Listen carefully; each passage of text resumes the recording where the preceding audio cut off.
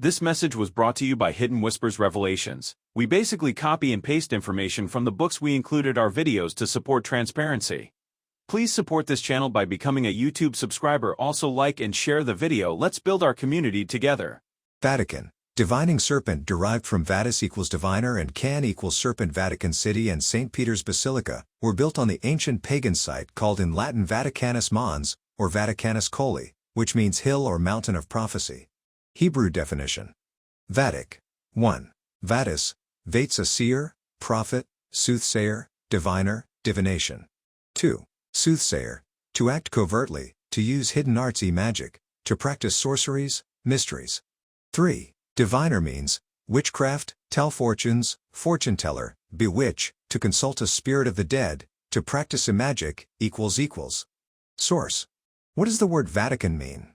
https://www.streamnews.com/single post/2017/12/25/ What does the word Vatican mean?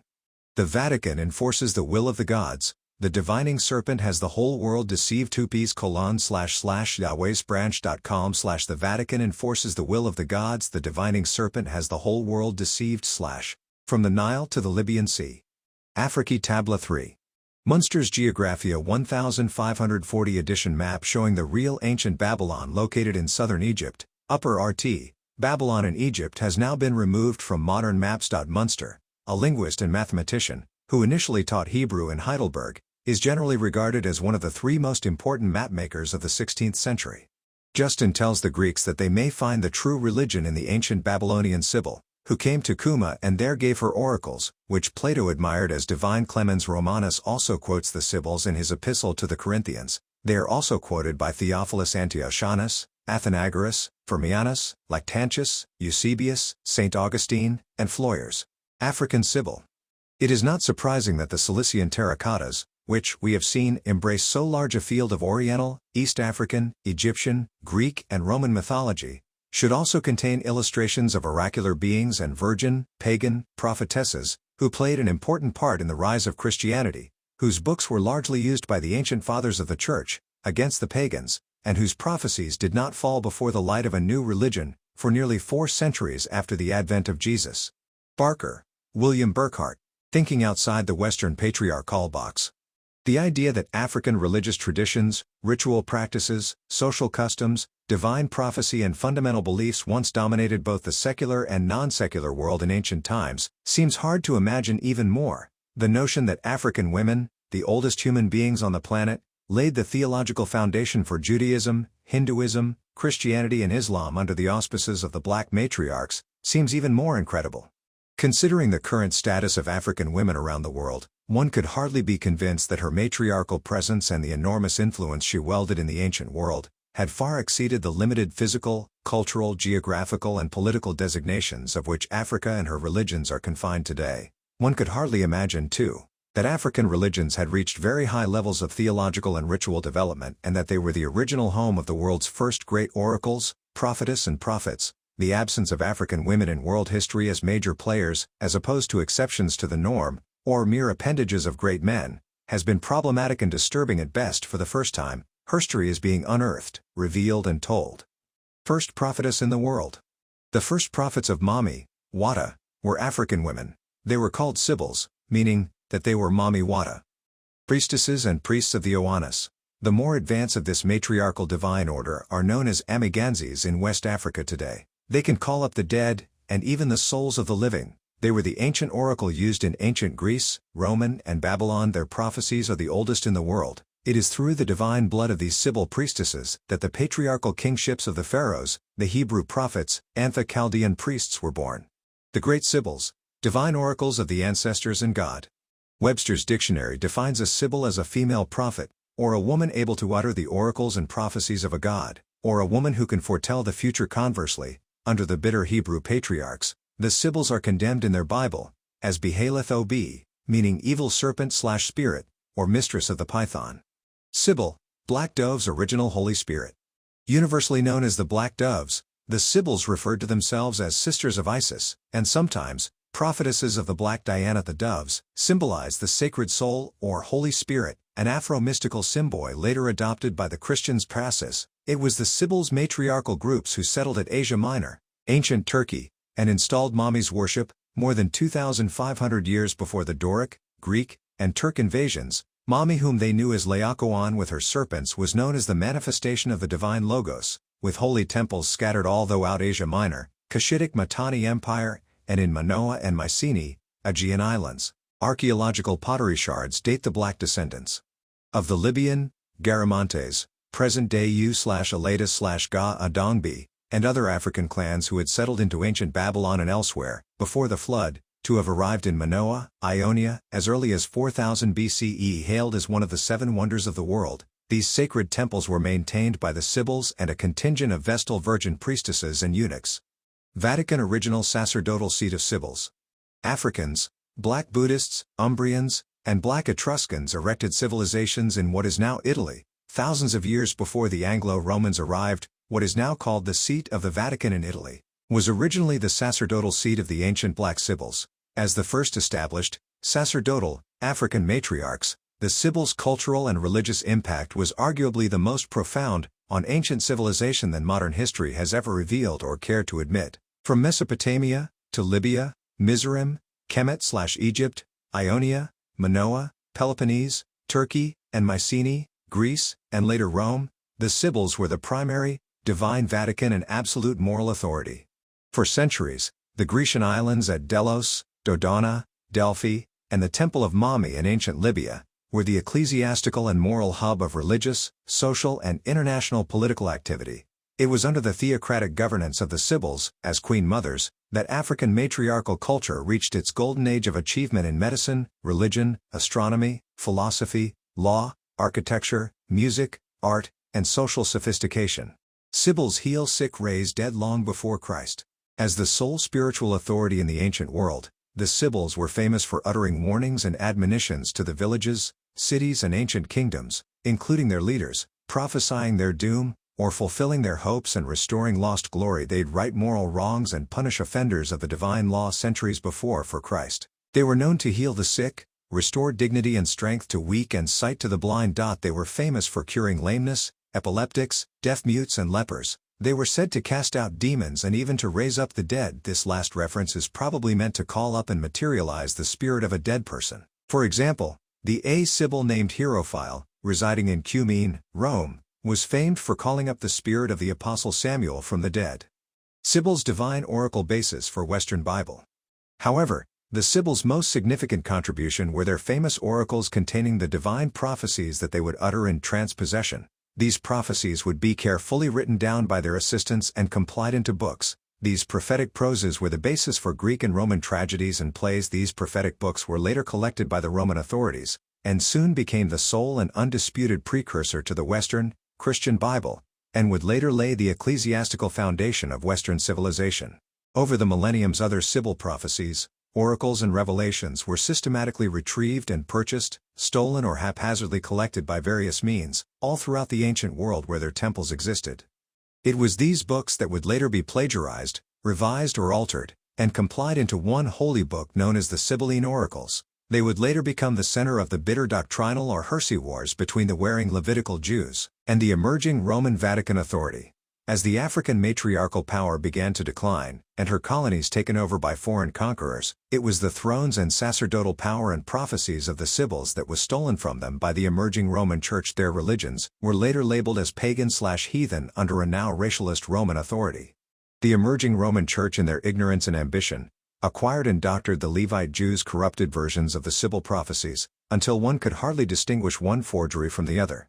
Some of these prophetic books were used by the Vatican to compile what is known today as the Judeo-Christian Bible, crediting their authorship to conspicuous Roman and other male prophets. Those books for which it was hard to conceal their African matriarchal origins were simply destroyed, or relegated to heresy.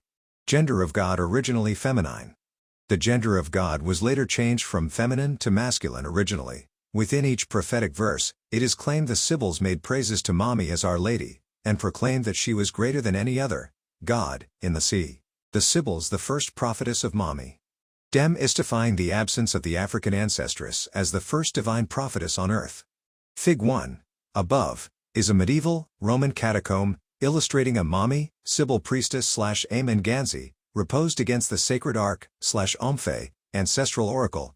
The omphe is laced with a garland of mistletoe sacred to the African thunder god Zeus/Aesculapius/Dionysus/Bacchus. Resting in her hand is Aesculapius, the African ancestral oracular serpent. Emanating around her head is the golden nimbus halo, a pre-Christian solar symbol representing her muse or avatar status. The feminine word, Rada/muse, masculine Moses, is the exact same equivalent as Messiah/Savior, meaning bearers of divine truth and light. Additionally, the word mago is the feminine counterpart to the masc word magi, meaning masters of divine spirit and esoteric knowledge.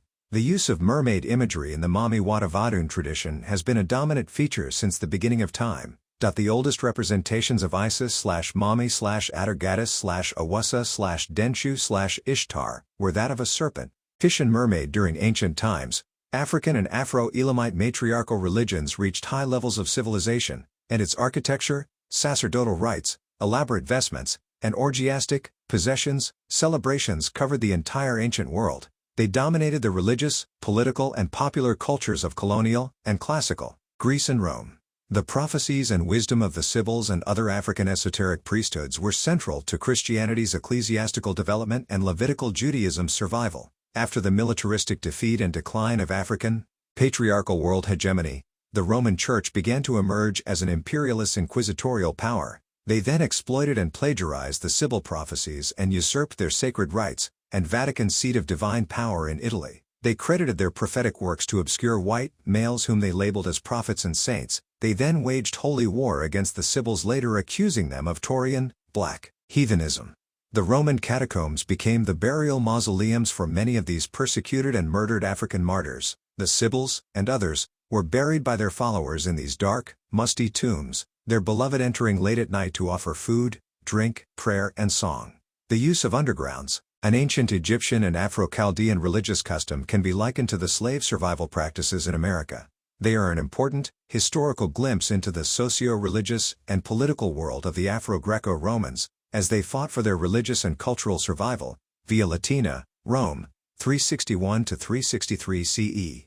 In 1935, an important cultural undertaking was instituted, to document and to preserve Afro-medicinal spiritual folklore and religious practices in America. This monumental task was instituted by the Alma Egan Hyatt Foundation of New York, under the auspices of an Episcopal priest by the name of Harry Middleton Hyatt. From Quincy, Illinois, Mr. Hyatt traveled across the, mainly southern, United States, interviewing hundreds of ex-enslaved African American priestesses and priests, and their descendants.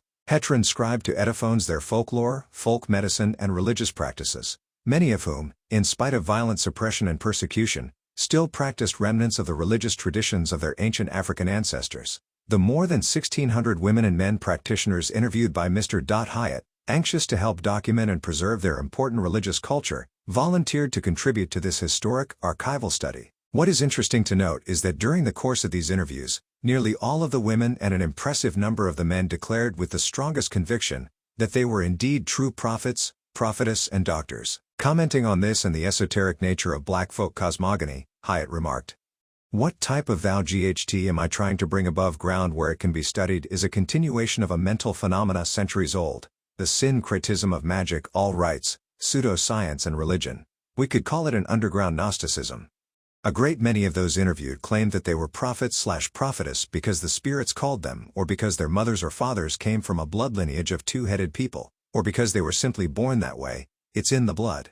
Now, one might wrongly conclude upon first observation, that since it was illegal for enslaved Africans to either read or write, such bold proclamations could only be due to their Christian conditioning. The only good thing, being Christianized, they were taught, that resulted from some 150 years of chattel slavery and Jim Crow segregation. However, a closer examination might reveal that many in the diaspora may very well have been descendants of the Sibyls, the first prophetess of Mami, the original god/goddess, whose history has been lost, stolen, deliberately culturally disguised, obscured and Europeanized beyond recognition in the contemporary faiths of today. However, with an increasing number of African Americans finding no solace in today's scandal-ridden, unfiling Western faiths, desire to learn the true history of their ancient ancestral religions that once dominated the world. Therefore, the time is nigh that their story be told. Introduction. Before there was Jehovah, a minor volcano/fire/thunder deity elevated as god under Afro-Afrim, Jewish, patriarchy. There was Mami/Isis as the preeminent dual goddess and god who dominated the entire ancient world. For more than 6,000 years, nearly all of Africa was matriarchal. The dominant presence of African matriarchy resulted not as a consequence of political/feminists or military usurpation, but rather because it was the original and, more importantly, the natural divine order of the African civilized world. Its cosmology, philosophy, theology, ritual practices, and rich African culture empathize the complementary relationship between what has come to be known as the masculine and feminine divine, as it exists in both nature and within the universe. What passes for traditional African culture today, where women have been subdued and relegated to marginal roles in African political and religious life, is the result of the patriarchal usurpation of the older matriarchal orders upon whom the patriarch sought to contain and to control her divine powers and political and economic influence. However, hidden beneath this patriarchal substratum of modern-day Africa, one will discover that it was under African matriarchy which birthed ancient African and Mediterranean culture and high civilization. The first prophets of Mami were African women. They were called Sibyls, meaning that they were Mami Wata priestesses and priests of the Oannes. Their prophecies are the oldest in the world. It is through the divine blood of these Sibyl priestesses that the patriarchal kingships of the pharaohs, the Hebrew prophets and the Chaldean priests were born. It was the Sibyl style of prophecy and magic that would later be imitated by a militant faction from these groups, who, envious of her global positioning, rebelled against these divine matriarchal orders and seized their temples and overthrew their priestesshood as patriarchy began to dominate. In their jealousy, hatred and rebellion of her divine authority, the Levitical Jews elevated their original minor deity, Jehovah, as an insult to her. Together, Jehovah and his patriarchal clan usurped her sacerdotal and secular power, and from that moment on, they have worn it as their own. They did not create a new logos, they simply corrupted and repackaged the original as laid forth by the divine African mother. To conceal their crimes, they destroyed and defiled her name and all of her temples. They murdered and accused her prophetesses and prophets of heresy and witchcraft, and disguised her sacred rites and divine legacy as their own. This trend of random destruction they continued, so that the world would never again know or honor her as their divine African mother. Since their unauthorized acquisition of her divine authority, there has been little peace in the world because they have demonized the voice of her prophetesses and continue to enslave and oppress her prophets and people. There has been no divine prophecy. All that remains are hopeless corruptions of her original logos and weak imitators, such as Nostradamus, of her divine prophetic style, a style originally developed by the Sibyls and those of her sacred priesthoods.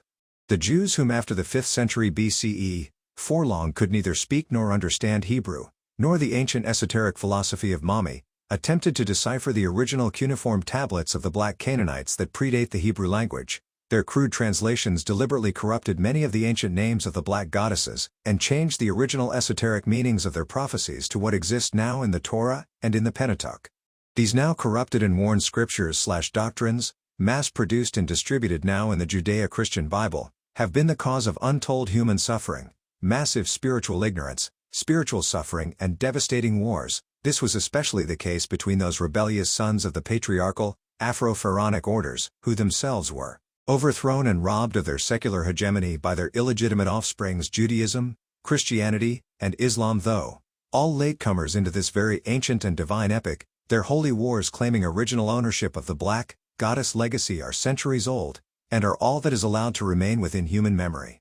Ignorant of the original logos established by the divine African mother, their present struggles to maintain the corrupted verizon which favors an exclusive, currently masculine/patriarchal predominance, are nothing more than a continuation of a centuries-old battle, over which patriarchal son should control and reign over the sacerdotal power stolen from her. The most coveted prize, inherent within their secular authority, are the spoils of her vast empire of land and mineral resources, replete with human. This sacred empire, once bequeathed to the masses, is now controlled by those who have benefited from her suspicious absence from human worship as Mami, and the continual subjugation and degradation of the people who have known and have honored her sacred rites and religious customs for centuries, rooted in what are known today as African traditional and diaspora religions. For many African traditional religious practitioners, this revelation might come as shocking and unbelievable. The idea that African religious traditions, ritual practices, social customs, divine prophecy and fundamental beliefs once dominated both the secular and non-secular world. and laid the theological foundation for Judaism, Hinduism, Christianity and Islam under the auspices of the Black matriarchs, seems incredible. However, in order to understand what has just been written, it is necessary to start at some historic point in our human beginnings. Clearly, the first question begs, just who are the Sibyls, and why have the world not learned of their Africanus, and their primary and sacred role as the world's first prophetess, or their major contribution to the divine history of world religions? African matriarchal principle of divine complementaries. Fig 2. Glass Carthaginian mask amulet of black mommy deity Tanit, also known as the Libyan, Liberia, and Astarte. Above, she is shown wearing a full beard to exemplify not her bisexuality as is often misunderstood by Western interpreters, but rather her divine complementary nature of both the feminine and masculine principles. In reality, the above is a modification of the divine 7 serpents, 7 African powers, and thus a manifestation of Tanit as the premier oracle of the first ancestral masculine/sun/fire deity Adama, or Bacchus. The white kaolin around her eyes and her cowrie-shaped mouth represents her ability to see and communicate in the world of spirit. This amulet was worn by Carthaginian soldiers to protect them from death during battles, and common folk to protect against the evil eye. Terracotta Afro-Syro Rom and the Louvre, Paris. Fig 3, taken from Greek vase, is black Libyan Athene/Aneth, whose worship was transported to Afro-Greece when the matriarchs fled the patriarchal takeover in ancient Egypt and Libya. She is seen sporting a beard, representing not her bisexuality, but rather her totemic aspect as the ancestral black dove of divine prophecy, or ancestral oracle for the thunder god Zeus. Why were their prophecies stolen and corrupted and their holy temples destroyed or converted into churches and mosques, where African, and later all, women were no longer welcomed at the helm? Why was even the mention of the black goddess's name meant sure death, or practice of her sacred rites and rituals guaranteed social ostracism, persecution and even death? The story of the Sibyls is long and complicated because it has been so badly disguised, corrupted, and carefully hidden by Western religious historians and the Catholic Church. However, some of it has been unearthed, and is now being rewritten and recounted here in its near-to-original, African perspective for the first time. Because the Sibyls are still being born in the ghettos of America to the shanty villages of Africa, and because it is necessary to place African spirit within its ethnic and cultural milieu, the rightful place of African women must be restored. The place of African women as the first center of sacerdotal power is not political. She did not usurp her divine providence and authority from anyone. Her place is the manifestation of the original and natural order as willed through the divine logos responsible for establishing human societies, moral law, religious institutions and the sacred authority to maintain order on earth. It is hoped that in doing so, a new paradigm might be established in which the African people and the world might view the patriarchal religious orders forced upon the world as the only divine paths to know their God. The first Genesis. When the gods/goddesses spoke through the African woman, they will say that the Sibyl is mad and deceitful, but when all things shall come to pass, then ye will remember me, and no one will any longer say that I, the prophetess of the great goddess, am mad. Erythraean Sibyl 2802 BC. Someplace in the beginning. The Sibyls are descendants of the first Neolithic clans of African warrior queens, healers, prophets/tesses and priests/esses, who were on that first ship built by god Des, to establish the New World after the Great Flood. Patriarchal oral history only records there being men, namely Noah and his 3 racially different sons. However, this is mythical and political, and not historical. These 3 sons were all African and there were African women, high priestesses called Sibyls, who issued forth the instructions from the divine African mother, Mami as God, on how to build the Argos, Ark, and the giving forth of the prophecy pertaining to the end of their world. As they knew it in ancient Babylon, oral tradition also has it that when men revolted against the authority of Mami, they separated themselves from the divine African mother in 1, Afro-Chaldean, Riki, ancient Babylonian account. Mami is worshipped as the goddess, Aruru Ishtar. Ishtar meaning queen or lady, is not a proper name, but rather one of her oldest appellations. Mami is a holy, honorific title denoting great reverence, attributed to any African god/dess, particularly of the waters. As the Afro-Chaldean account goes, Ishtar, in her inconsolable grief, angered at their rebellion and betrayal of her, prophesied through one of her Sibyls, the following fate that would befall her beloved African people. Spake Ishtar like a child uttered. The great goddess her speech. All to corruption are turned, and then I in the presence of the gods prophesied, and as I prophesied in the presence of the gods evil. To evil were devoted all my people. And I prophesied, I the mother have begotten my people. And like the young of the fishes they fill the sea. The gods concerning the spirits were weeping with me.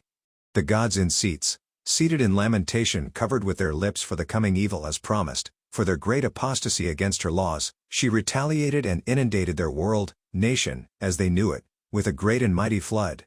However, before doing so, she gathered her devoted and preserved her sacred seed inside the blood of the Sibyls, under whose divine guidance she led them and their families, along with the great elder Lau/Oana/Noah, and his sons, into the new world. It was in her sacred Arga/Argos moon crescent boat, that she guided them across the great, dark, mysterious sea, to the Aegean shores of Delos in Ionia. 6 days and nights passed. The wind, the deluge, storm overwhelmed on the 7th day in its course, was calmed. The storm, and all the deluge which had destroyed everything like an earthquake, quieted. On the 7th day in the course of it, I sent forth a dove and it left. I sent the animals forth to the 4 winds. Fig 4, ancient, Roman catacomb drawing of Sibyls, the black doves, sent out by Mami, Ishtar, to test for dry land. Some accounts report that one of them returned carrying an olive branch, which is credited as being sacred to the black goddess Minerva. She is one of 3 major serpent water deities, born at Lake Triton, daughter of Nilus, the Nile. It was the Africans and Proto-Elamites who settled at Asia Minor, ancient Turkey, and installed her worship, more than 250 years before the Doric, Greek, and Turk invasions. The doves symbolized the sacred soul, or Holy Spirit, an Afro-mystical symbol later adopted by the Christians. St. Callistus Catacomb, Rome 1992-17 BC. Busagali, 1999. Those doves that were sent forth were the black doves, or the transmigrated souls of the Sibyls, whose priesthoods were already well known and long established in ancient Ethiopia, Egypt, Mesopotamia, and other ancient lands that were spared from the Great Flood. We know this to be so because Herodotus, who actually met one of the temple Sibyl priestesses, further recounts the story directly told to him of how they arrived in their new land and established the sacred Ompa temples in Libya and at Dodona, Delphi and Delos of the Grecian islands. He writes that at Dodona the priestesses who delivered the oracles have a story, that 2 black doves flew away from Thebes in Egypt, and one of them landed, at Dodona, the other in Libya. The former, perched on an oak, and speaking with a human voice, told them that there, on that very spot, should be an oracle of Zeus, Horus. Those who heard her understood the words to be a command from heaven, and at once obeyed. The dove which flew to Libya told the Libyans to found the oracle of Ammon located at the oasis at Siwa, which is also an oracle of the thunder god Zeus. The people who gave me this information were the 3 priestesses at Dodona: Promenia the eldest, Timarit the next, and Nicandra the youngest, and their account of the Dodonians who have any connection with the temple. Other accounts differ on how they arrived in Dodona. It is said that they were in such high demand throughout the ancient world, that they were often stolen from Africa, sold as slaves by the Afro-Phoenicians/Carthaginians and forced to establish their ancestral and totemic oracles. On this Herodotus concludes, I think that, if it be true that the Phoenicians carried off the holy women, and sold them for slaves afterwards, while undergoing servitude in those parts, she built on Dera Real Oak a temple. Then, having acquired a knowledge of the Greek tongue, she set up an oracle. She also mentioned that her sister had been sold for a slave into Libya by the same persons as herself. The Dodonians called the women doves because they were foreigners, and seemed to them to make a noise like birds. After a while the dove spoke with a human voice by calling the dove black. The Dodonians indicated that the woman was an Egyptian, and certainly the character of the oracles at Thebes and Dodona is very similar. It seems to me a sufficient proof that in Egypt these practices have been established from remote antiquity, while in Greece they are only recently known. Quoting archaeologist Stachini, when presenting his findings to the Archaeological Institute of America, Stachini states that, I maintain that the historical accounts, myths, and legends, and some monuments of Delphi, indicate that the oracle was established there by the pharaohs of the Ethiopian dynasty. This is the reasons why the Greeks portrayed Delphus, the eponymous hero of Delphi, as a Negro. These written accounts are the only written records available documenting the historical existence of the Sibyls and their prophetic oracles. These historical accounts also establish their existence centuries after their arrival in the new lands, after their temples had already been seized and renamed, Zeus and Apollo by the pharaonic, sun/thunder temple, priests of Ammon. More will be provided on this later. What is more important here is that the first thing the Sibyls and Noah did was to construct an Omphale, temple/shrine, and make sacrifices to Mi-zarim. They installed and consecrated the sacred Omphale shrines to Mami and their minor gods. This they did in Libya, and at Delos, Delphi, and Dodona. Afterwards, some of these groups settled into Asia Minor, modern-day Turkey, and installed a shrine to Mami, never having broken their ancestral ties with Kemet, Egypt, Nubia, Libya, Syria, and Pelisheth, Palestine. They soon developed a sophisticated trade and prospered into what would later become known as the Great Minoan and Mycenaean matriarchal civilizations. It was there, legend has it, that became the new abode for their lineage of African gods. They preserved their history in poetic and prophetic prose that would later be used as the basis for Greek and Roman tragedies and plays. The wood laid the ecclesiastical foundation for the collection of apocryphal books later to be modified as the Christian Bible. During ancient times, leaders customarily applied allegory and poetic rhyme to conceal, as well as to commit to hard esoteric truths that were not meant for the masses. The priestesshood of the Sibyls were even more conspicuous. They were part of the divine cycle of procreation, preservation, death, and renewal rebirth, which was believed to take place every 600 years. The above allegorical story of their arrival upon an Argo/Ark with Noah and his 3 sons, after surviving the Great Flood destruction, is simply representative of this divine cycle. Another example would be that of the 9 muses masculine Moses, originating out of ancient Egypt. They were the feminine counterpart to the Messiah/Savior. Each one represented a Sibyl as the divine incarnation of the 9 cycles/Rad-Haz/Rays, divine saviors who had already manifested as the new Messiah, of healing and prophecy, and to announce the coming end of a divine cycle. In short, the muses/Sibyls were literally the light of divine wisdom or the divine spark of the divine African mother as Mami. They were symbolically the divine rays of truth, emanating from the crowns of the masculine sun/thunder gods. During times of preservation, each muse offered the gift of their specific talents: music, art, science, and literature. However, during periods of Sidic renewal, one would manifest from among them Sibyls to become the prophetic voice of the divine African mother Mami. Origin of the name Sibyl. The name Sibyl is of mixed origins. It is the sacred initiatory title that the ancient Africans called the prophetess/priestesses of the Mami Watas. According to some, it is derived from the black Ethiopian/Cushites, known as the Phrygians, natives of Mycenae. Their name of endearment for Mami was Cybele, Cybele/Sibai/Kybele, Queen of Heaven, Mother of the Gods. Some scholars believe that Sibyl is a Greek corruption of 2 words, Sio, meaning God, and Boul, meaning to counsel. Both words are derived from their Afro-Eolitic dialect of ancient Mycenae combined. It reads as Siabule, which phonetically evolved into the English Sibyl. Additionally, Webster's dictionary defines a Sibyl as a female prophet, or a woman able to utter the oracles and prophecies of a god, or a woman who can foretell the future. Conversely, under the bitter Hebrew patriarchs, the Sibyls are condemned in their Bible as Behaleth Ob, meaning evil serpent/spirit, or mistress of the python. However, when all is said and done, the Sibyls refer to themselves as sisters of Lesis, and sometimes prophetesses of the Black Diana. The Holy Sibylline Oracles.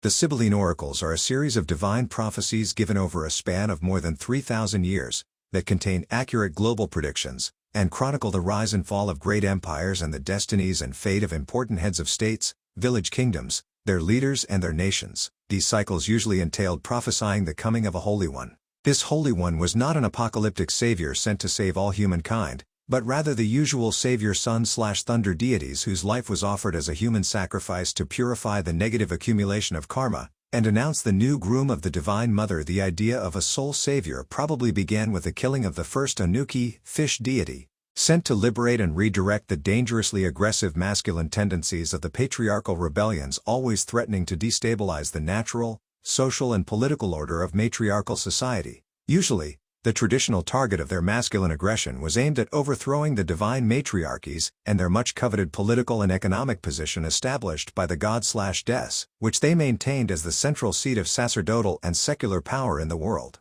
These necessary cycles of human destruction and rebuilding, regeneration, traditionally entailed the customary sacrificial, savior/scapegoat, death and resurrection ceremonies, the ritual purgations, purifications, corrections of personal and societal errors, in violation of taboos, and the relief and justice forth suffering masses. These Sibyls' prophetic utterances were written down by scribe priests and priestesses. Many complied in each individual Omphale and temple shrine across the world. For example, during the coming of one future cycle, it was Plato who later revealed the secret that at Delphi, there was an ancient secret prophecy concerning the birth of a son of Apollo, Osiris/Horus, Who was to be the one to restore the reign of justice and virtue on earth? Godfrey Higgins claims that these Sibyl prophecies were actually referring to either the Black Buddha or Black Kresna/Krishna, both who were actually born on the holy Grecian island of Dodona. At Delphi, it was Sibyl, later known as Themis/Artemis, Black Diana. These Sibyls, when seized by the spirit, would fall into possession, causing them to thrash about the ground, uttering messages from the gods. More often, it was a divine ancestor, expressing her/his unhappiness with those who were in violation of divine law. She'd utter warnings and admonitions to the villages, cities and ancient kingdoms and their leaders, prophesying their doom, or fulfilling their hopes and restoring lost glory. She'd right moral wrongs and punish offenders of the divine law. She'd heal the sick, call up the dead, and restore dignity and strength to weak. These prophecies were consistent and similar with those uttered by the chief Sibyl priestesses of the major Omphale shrines scattered all across the ancient Mediterranean world. After realizing their intrinsic value, it was these prophecies that were later competitively seized and collated by the Roman papals and Levitical Jews during their religion-political wars. They were compiled, doctored and plagiarized by them as they exist today in what has become known as the Sibylline oracles, the sacerdotal matriarch of the Sibyls. By the 11th century CE, Turkish monk and world historian, Cedrenus, claimed that the Queen of Sheba was a Sibyl prior to Egypt's dynastic period. The civil and religious culture of these matriarchal Sibs flourished in the Mediterranean world for more than 6,000 years. For centuries, the Grecian islands at Delos, Dodona, Delphi and the Temple of Mami in Libya were the ecclesiastical and moral hub of religious, social and international political activity. As the first established, sacerdotal, African matriarchs, the Sibyls' cultural and religious impact was arguably the most profound on ancient civilization than history has ever revealed or cared to admit. From Mesopotamia to Libya, Mi-zarim, Kemet/Egypt, Ionia, Minoa, Peloponnese, Turkey, and Mycenae, Greece, and later Rome, the Sibyls were the primary, divine Vatican and absolute moral authority.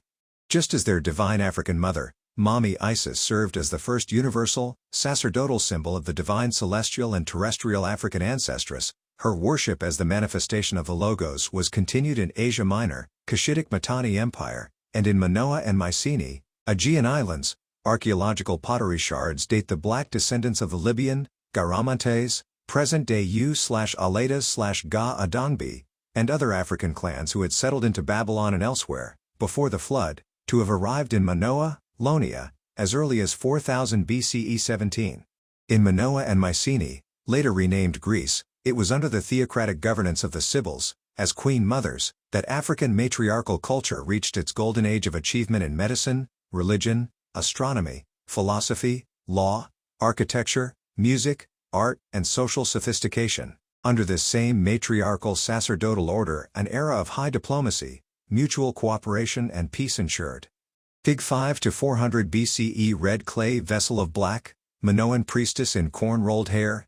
During Greek colonization, the entire cultural, religious, economic and political substratum of what came to be credited as Greek culture was actually that of these black matriarchs who fled the patriarchal takeovers in Libya, Egypt, and Ethiopia's Sadiq Gallery. The Sibyl clans were further divided into Sibs, similar to extended family villages. As Sibs, they were the queen mothers and priestesses of their individual family totems and ancestral deities. Sibs are an extension of the prehistoric, African matriarchal custom of, usually, three major matrilineal clans joining their tutelary and ancestral deities together, forming loose confederations, amounting to one clan unit. Individuals initiated into the mysteries were reborn as a Sibyl or Pythias, the same way that they are reborn as Mamasai, or Amen-Ganzi in the Mami Wada Vadun, within their respective Sibu, Fan, Mina, and Lo. However, within the tradition, they may be simply addressed as Ma, Nana, or Mama. Together, they constructed massive temples dedicated to Mami and all of her offspring, deities, whose authoritative influence and divine power extended to all four corners of the known world.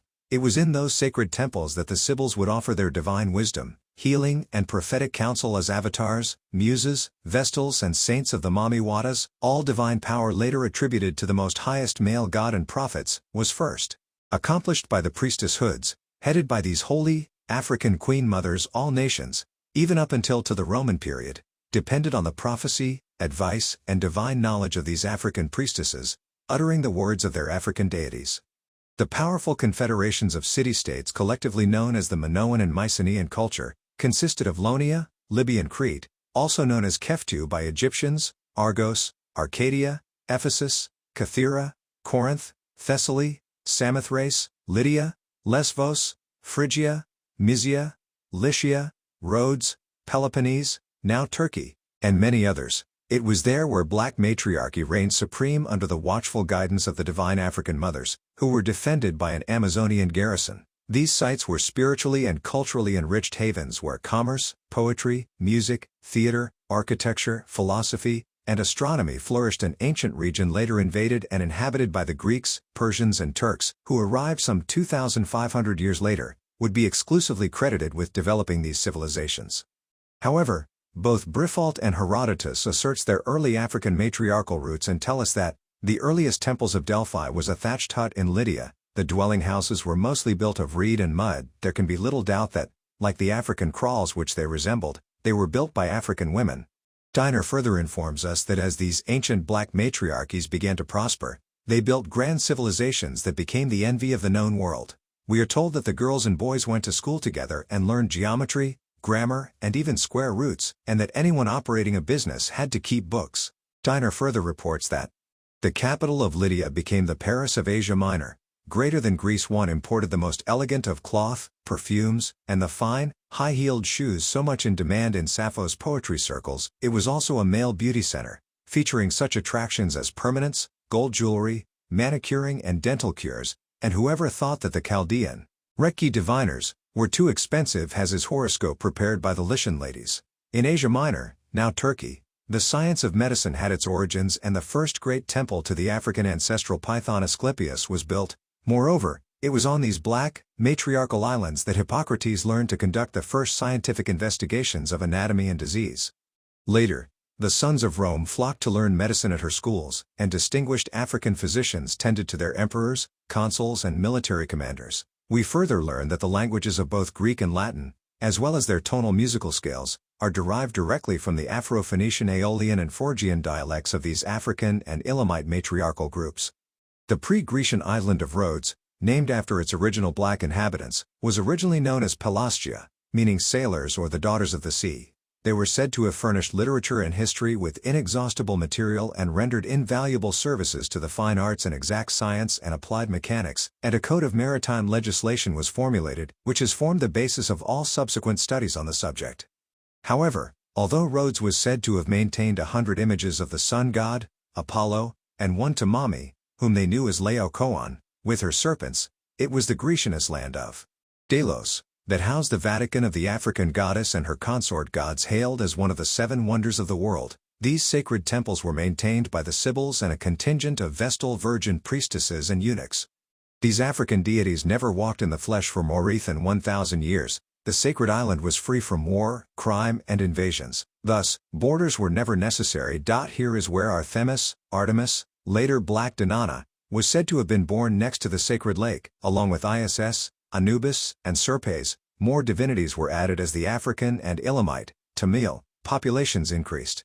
The place was covered with holy temples and colossal marble statues of the deities. There were clubs, markets, and palaces. White robe processions in honor of some deity were always in session. According to Horton, they maintained a system of bartering in goods in their trade routes to Palestine, Egypt, Libya, Athens, Corinth, Crete, Peloponnese, Turkey, and others, enumerated a list of which would make a poem.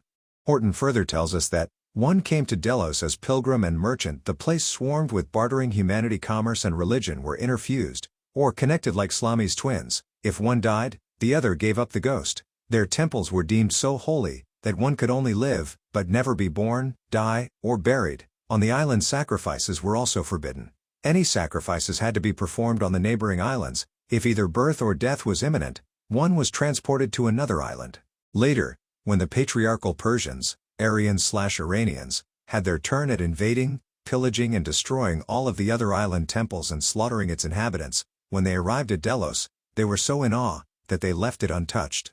We are further told that these African and Elamite matriarchal confederations would come together at the main oracular temple in Ephesus, built by their Amazons, to worship the Queen of Heaven, who was known in their own tongue by many names, the most popular being Artemis, Sibyl, Ceres, Demeter, Atargatis and Dione, and just as the Helen of Troy, they too were all black. It was at the Ionian island of Cythera, Sergio, where black Aphrodite first rode upon the foam of a great wave, and demanded that a temple be built to her. Soon many more gods would follow.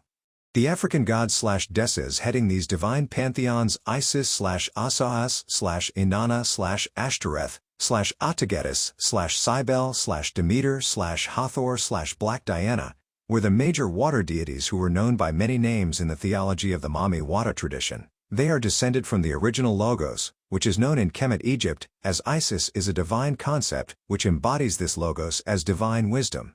As the first African and ancestress, she is also recognized as the first divine queen, possessed of the full power of Mami. She herself was not God, but rather its divine wisdom Sadid, Mot/Logos, first divine crowned manifestation in human form, whose rites are known as Mami Wada. Her name, just as that of Osiris and Horus, became synonymous with Anecha, and the names Isis, Sibyl, Mamasai, and others are particularly commensurate with one initiated as a serpent water priestess. This message was brought to you by Hidden Whispers Revelations. We basically copy and paste information from the books we included our videos to support transparency. Please support this channel by becoming a YouTube subscriber. Also like and share the video. Let's build our community together. Black Amazons, in defense of mother right. Fig 6. Libyan Amazonian Queen Penthesilea, who led her army of warriors against the Greeks during the Trojan War. She was eventually killed by Achilles, who allegedly found her beauty so irresistible that he sexually seduced her dead body. Often referred to in Western history as mythological figures, or as Europeans, the ancient Black Amazon, Ama equals mother, Zone equals son, mother of the Sun people, were historic, and they were African. The oldest militia were probably the Ethiopians, Egypt to Libyans, Scythians, and the ancient Colchians of Colchis. In what is now southern Russia, however, large garrisons of the Amazons were scattered all throughout the ancient world, including in the Caucasus, Albania, Athens, India, Armenia, Boeotia, Central Greece, Atlantis, Asia, and even in North America. The Amazons were known under many names: Azones, Alazones, Siri, Assyrii, Chaldei, Maori, Chalybes. They were the original shock troops, fighting in defense of the ancient temples and kingdoms of the Black matriarchs, Mother Right, which dominated the ancient world. It was the Black Amazons who were the first to domestic and to ride chariots and horses when the Greeks did not. They were the first to employ cavalry, and their superior weaponry was made of iron, when the Greeks were still using bronze. Fig 7. Greek vase of ancestral totemic ritual mask of black, Libyan Amazon who settled in ancient Crete and Athens Morethan 3,000 years before the Greeks. The mask represented the powerful talismanic spirit of their founding ancestress, known by many names including Mudesa, Sino, and Euryale. They were the first initiates of the African, huntress, Mami goddess, known as Athena, Minerva, and Artemis, known as the Mask of Gorgon. It was worn only by the Queen Amazon mothers/generals. It was the main source of spiritual power, physical strength and maternal wisdom, and when worn during battle or ceremonial ritual, it evoked paralyzing fear into the hearts of the Greek and Spartan soldiers. It would literally freeze them to death in their tracks, which is where the myth turning men to pillars of stone originated. Historians tried to dismiss the black color of these ancient Greek vase depictions as black lacquer art, but history has proved that the color is based on accurate accounts of the Amazons as black and African. As initiated priestesses of the triple-headed, black, warrior/hunter/fertility Mami goddess, Athena/Minerva Artemis, their extraordinary knowledge of herbs, and use of magic and ceremonial ritual to achieve political and military objectives was unparalleled. The Greeks bitterly referred to them as man-murdering, man-hating, flesh-devouring, and war-lustful, etc., and are directly responsible for many of the lies and myths circulating as history about them today.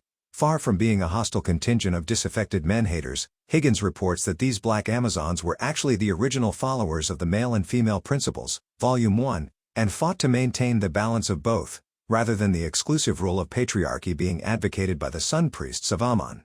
The Amazons were also the actual builders of the ancient temples of Astarte, Artemis, Minerva, Black Diana, Demeterate, and founded and named all Ophidian provinces in which they settled and erected their temples. The Greeks, who feared and hated the Black Amazons, fought voracious battles against them. One of their most famous battles with these fearless women warriors was in Attica, in ancient Athens, which ended in a truce. The Greeks, who feared and hated the Black Amazons, fought voracious battles against them. One of their most famous battles with these fearless women warriors was in Attica, in ancient Athens, which ended in a truce. The commander of the Amazons in Attica was Black Egyptian Queen, Eumolphus, who ordered that sacrifices be made to their ancestral Manes, Deities by the Athenians Volume 506. A stone pillar exists today in the Amazonium, erected to signify this truce. Because the Greeks could not defeat them, Lederer reports that the Greeks' willingness to go to battle against these black Amazons was used as a measure of their courage, and that they, in facing the Amazons, faced not only their biological aversion against fighting with women, but also their own castration anxiety. Bronze plate of Amazon. It was the black Amazons who were the first to domestic and to ride chariots and horses. They were the first to employ cavalry, and their superior weaponry was made from iron. The black Amazons were also the original megalith, Cyclops and Stonehenge builders, and are credited with founding and building many of the ancient Ionian and Aegean island cities now credited to the Greeks. They were the actual builders of the ancient, so-called biblical city of Ephesus, Corinth, and others. They also named all of these sacred cities including Ephesus, which means moon city, which acted as their chief center of operations. Ephesus was eventually destroyed and rebuilt 7 times. The first in 1490 BCE, destroyed by the Amazons themselves, rather than succumb to the hostile takeover of their temples by Egyptian priest and military leader Sesostris, Falconer. It was also at Ephesus and Corinth where the converted Jew-turned-Christian Paul was made a saint by the Roman Church, for helping to orchestrate the destruction of much of the ancient black matriarchal temples of Black Diana, and forcing Christianity upon its citizenry as patriarchy held sway around the world. The foreign invaders, Assyrians, Greeks, Turks, Roman and others, on many occasions would often join forces with the Amazons' African patriarchal enemies in order. Fig 7c. Yahi, now deceased.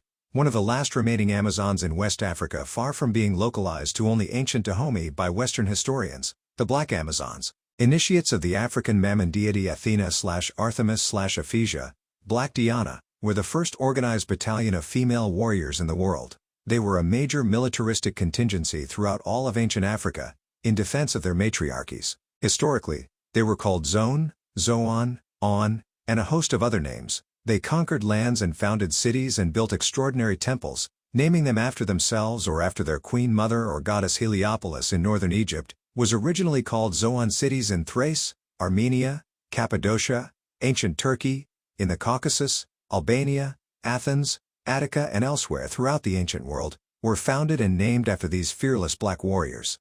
To defeat them, the African patriarchs, having superior knowledge of their ritual magic, therefore knew how to fight against them successfully. In fact, many of the epic tales recounting the greatness of black heroes such as Hercules, Theseus and others, was due to them being able to defeat the Amazonian queens by stealing their ritual girdle, talismans, thunder axes, etc., thereby defeating the source of their enormous military might. Once conquered and destroyed, these men were hailed as heroes. Such was the case when Theseus killed the sacred Minotaur of the queen goddess, and when Hercules stole the sacred ancestral girdle of Amazonian queen Hippolyte, weakening her, and then slaughtering her entire army.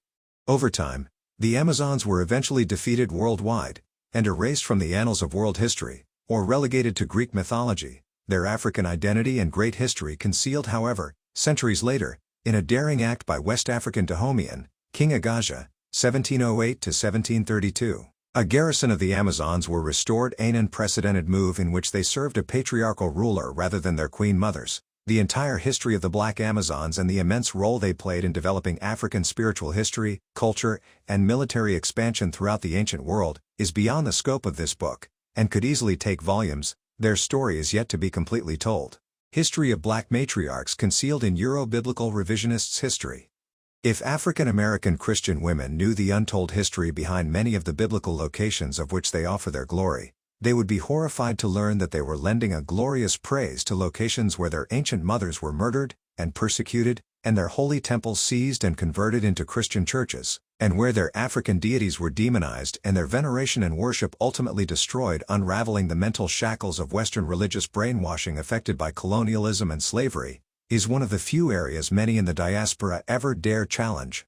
Few realize that even before the dawn of African patriarchy, in the oldest story of Genesis, it was Mami Lasis who originally gave birth to the sky, earth and to the water divinities. These mythos would later be changed, crediting these events to Osiris and Ammon, and then exported into their Egyptian colonies where their names would be honored in the indigenous vernacular as Zeus, Apollo and Dionysus. The Sibyls, who were from wealthy families, were as a rule the most educated, cultured and talented amongst their class. However, the most prophetically powerful and ritually skillful Sibyls could be either literate or notable to read or write. The spirit delighted in those who came from poor and humble backgrounds, just as much as those from the privileged class.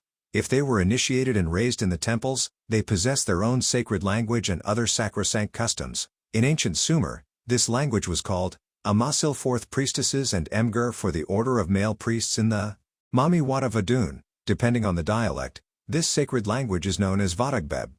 Nonetheless, it was these Sibyls, joined with what evolved into the Chaldean order of black, male astronomers/diviners/ Fig 8 400 CE mural depicting Afro-Chaldean builders forced to construct the hypogeum of Christian martyr Trebius Justus because they were all black. The Greeks rightfully made no distinction between the ancient Chaldeans, Egyptians, Canaanites, and then Phoenicians. They, along with the Amazons, were an order of highly talented temple, Cytopean stone builders and polishers, traders, and master diviner priests. It is they, and not the Greeks or Romans, who are the original builders of the pillars and monumental temples of the ancient African goddesses.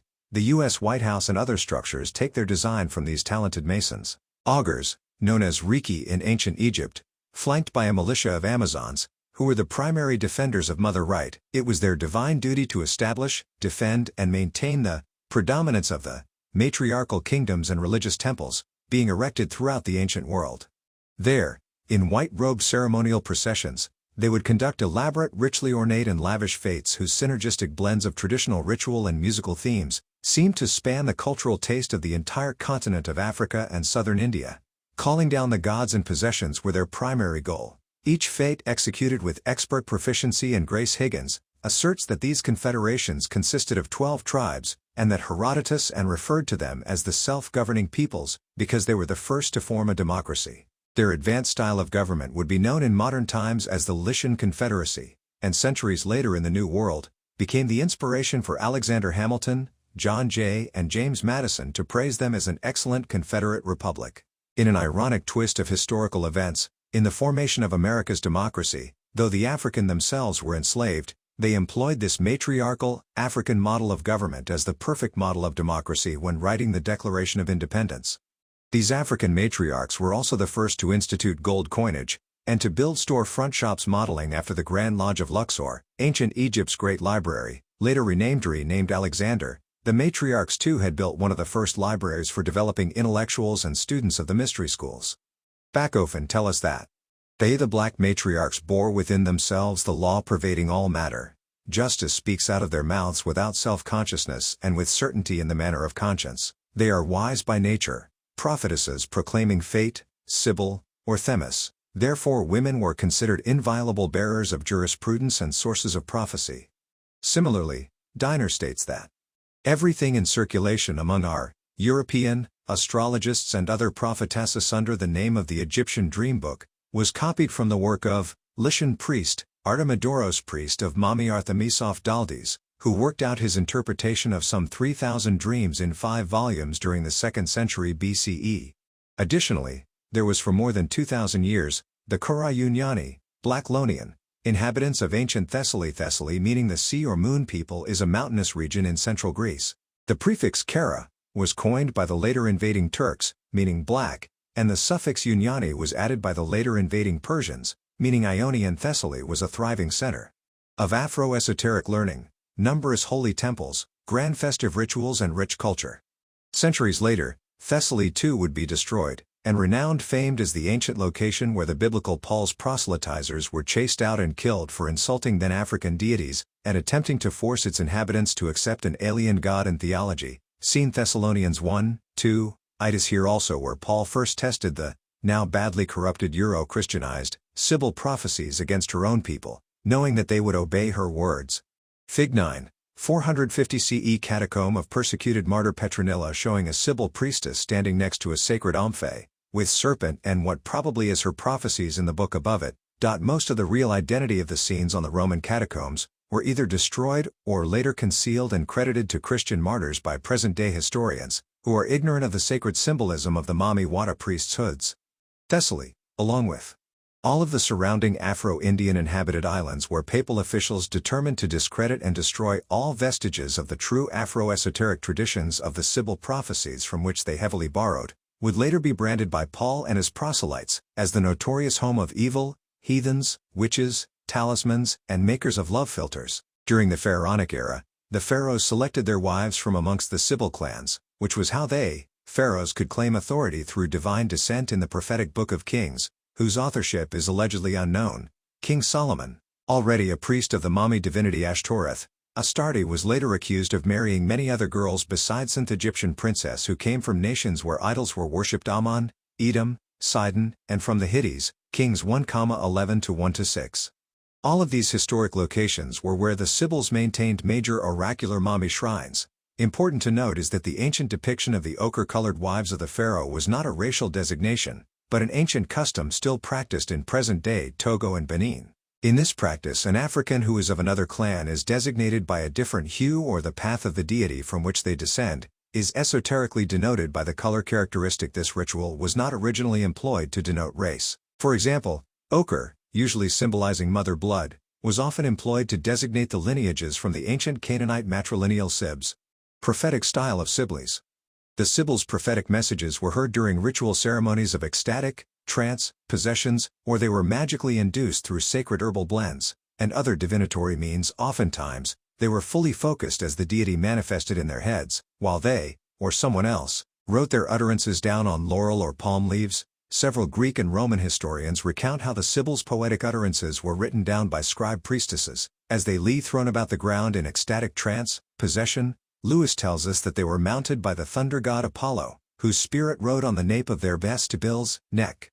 Though Roman Church revisionists favor the latter asn being more pure, this is an arrogant distortion of the sacro-spiritual mysteries of which they and the world have never been privy. Oftentimes, it was in divination sessions within the confines of their own shrines, aided by scribes who would write down the utterances. All these methods are still in extant within contemporary Yeva Mami Wada Vadun, and other Afro-spiritual traditions. Fig 10. 199-217 CE. Scene from a catacomb of the Hebrew prophet Jonah with Sibyl and priest making sacrifice. The divine African mother, as Isis, Mami, Artemis, et al., the serpent divinity, would overtake them and begin to utter through them, depending on the location and ancestral, Sib lineage. All of the above holy names were merely esoteric designations meaning wisdom or I proceed from myself. Sometimes, she, the divine spirit, would call herself Isis, sometimes, Black, Diana, and sometimes Minerva, Athena, or Mami. The Sibyl's influence in ancient Rome. Although there were other competing patriarchal Gnostic sects such as the Teutonics, the Gala/Ethiopian Druids, Buddhists, Mithras Manichaeans, and the Muslims, the Roman Empire depended almost exclusively on the Sibyl prophecies and their magical ministrations. The Sibyls, along with their College of African Diviners, augury, were the Roman Empire's main source of divine and ethical guidance. This message was brought to you by Hidden Whispers Revelations. We basically copy and paste information from the books we included our videos to support transparency. Please support this channel by becoming a YouTube subscriber. Also like and share the video. Let's build our community together. Fig 11. Ancient stele of a Sibyl from Carthage advertising her lineage and probably her spiritual services. On top is the celestial hand of the divine African mother, who in this stele is a star. Below is the holy Umphe, crowned with a solar disk, encircled by the sacred rays or twin serpents. The black doves, Holy Spirit, represent the antiquity and lineage of the Umphe, just as in the tradition of the ancient Chaldeans. The celestial, left, hand was originally the emblem of the Mami goddess, Ninkersag, displayed on the Babylonian pyramid at Borsippa under African patriarchy. It was later changed to the right hand of the sun deity Ammon/Anu, and renamed the Temple of the Right Hand, or the Hand of Anu. However, it was the nurturing and magical left hand of the African mother that led to hand emblems being placed atop homes from Morocco, Libya, to Palestine. Toward of evil, the Christians soon appropriated this symbol, made famous as the hand of God in the Mami Wada Vadun, the left, and is still recognized as the most. Monopolized the Sibyl's prophetic books exclusively for themselves, the most important being those prophecies referencing their Rome's own eventual destruction, important strategic information that they wanted desperately to conceal from their military enemies. This was especially true during Rome's territorial battles with the Greek Cleopatra and her husband/brother Antony, who now ruled Egypt. The Roman Emperor, Augustus Caesar, Octavian, on many occasions, sought consultation with the Sibyl, Tiburtina, in Cumae, Italy, but she would categorically refuse him. She did this because he had just declared himself Caesar, meaning Lord or God, of all of Rome, and demanded to be addressed as such. This, no Sibyl could do. However, under much pressure, Tiburtina was forced to see him. In 2730 BCE the Roman emperor finally arrived for a divination, and just as the spirit was taking possession of her, Mami descended and appeared before him. Shocked and frightened at what was to transpire next, the great Caesar learned quickly who was the true Lord. The emperor was alleged to have exclaimed that he saw the heavens rent open and she, African Mami Isis, sitting on an altar holding a child in her arms. Amazed and in dumbstruck awe, the emperor quickly prostrated himself onto the ground before them, offering thanks and praises to God. From that moment onward, Augustus never demanded to be addressed as God or Lord by the African clergy again. As a blessing for his humility, Mami promised the great Caesar victory over his #1 archenemy, the great black Carthaginian general, Hannibal, as long as he promised not to invade and to destroy all of Carthage, particularly the great temple of Tanit. She also made him promise to install a shrine consecrated to her, and to not suppress her worship by any of her people in the Roman colonies. The emperor immediately agreed to erect a temple in Rome where Mami would be venerated by all, including white Romans. After Rome's military success, in chasing Hannibal and his army out of Rome, the Caesar kept his promise to the divine African mother on April 4, 204 BCE, amongst great pomp and celebration replete with plenty of miracles along the journey. The statue Ara Caeli, meaning altar of heaven, embodied in the sacred black Pessinuntian stone, was installed. She was placed in the temple next to the black goddess Nike/Victory located on the famous Palatine Hill. That spring, Rome experienced a bumper harvest and Hannibal fled Italy back to North Africa. It was also no coincidence that the years immediately following the installation of the divine African mother became known as the Augustan Age, an era considered one of the most illustrious periods in Latin history. It was during this period, 29 BCE 18 CE, when Latin culture was marked by civil peace and prosperity, and reached its highest literary and poetic expressions, including Virgil's Georgics and the completion of the Aeneid. Foreign affairs and miraculous cures. Augustus was not the only notable figure who sought the expert advice and divine wisdom of the Sibyls. He was merely following the age-old custom of African kings, military leaders, entrepreneurs, village chiefs and heads of states, who understood that if they wanted to be successful in their endeavors, it was prudent to seek the counsel of a local Sibyl priestess. In one account, Alexander the Great was initially refused a divination by the Sibyl priestess, until she was literally dragged towards the Tripos by one of the overseers, priest of Ammon, who forced her to perform a divination for him. That is when she is said to have uttered her famous words to the great Alexander, "My son, thou art invincible." Similarly, Croesus, the Phrygian, black, king of Lydia, before he finalized his declaration of war against the Persians, visited all of the Sibyl shrines in Greece, including sending ambassadors all the way to the shrine of Ammon in Libya to seek the consult of the wise Sibyls. So unimpeachable and esteemed was the wisdom of these African mother priestesses, that heads of states when instituting new laws would even imply that their laws were sanctioned by the Sibyls because they knew the people would promptly comply.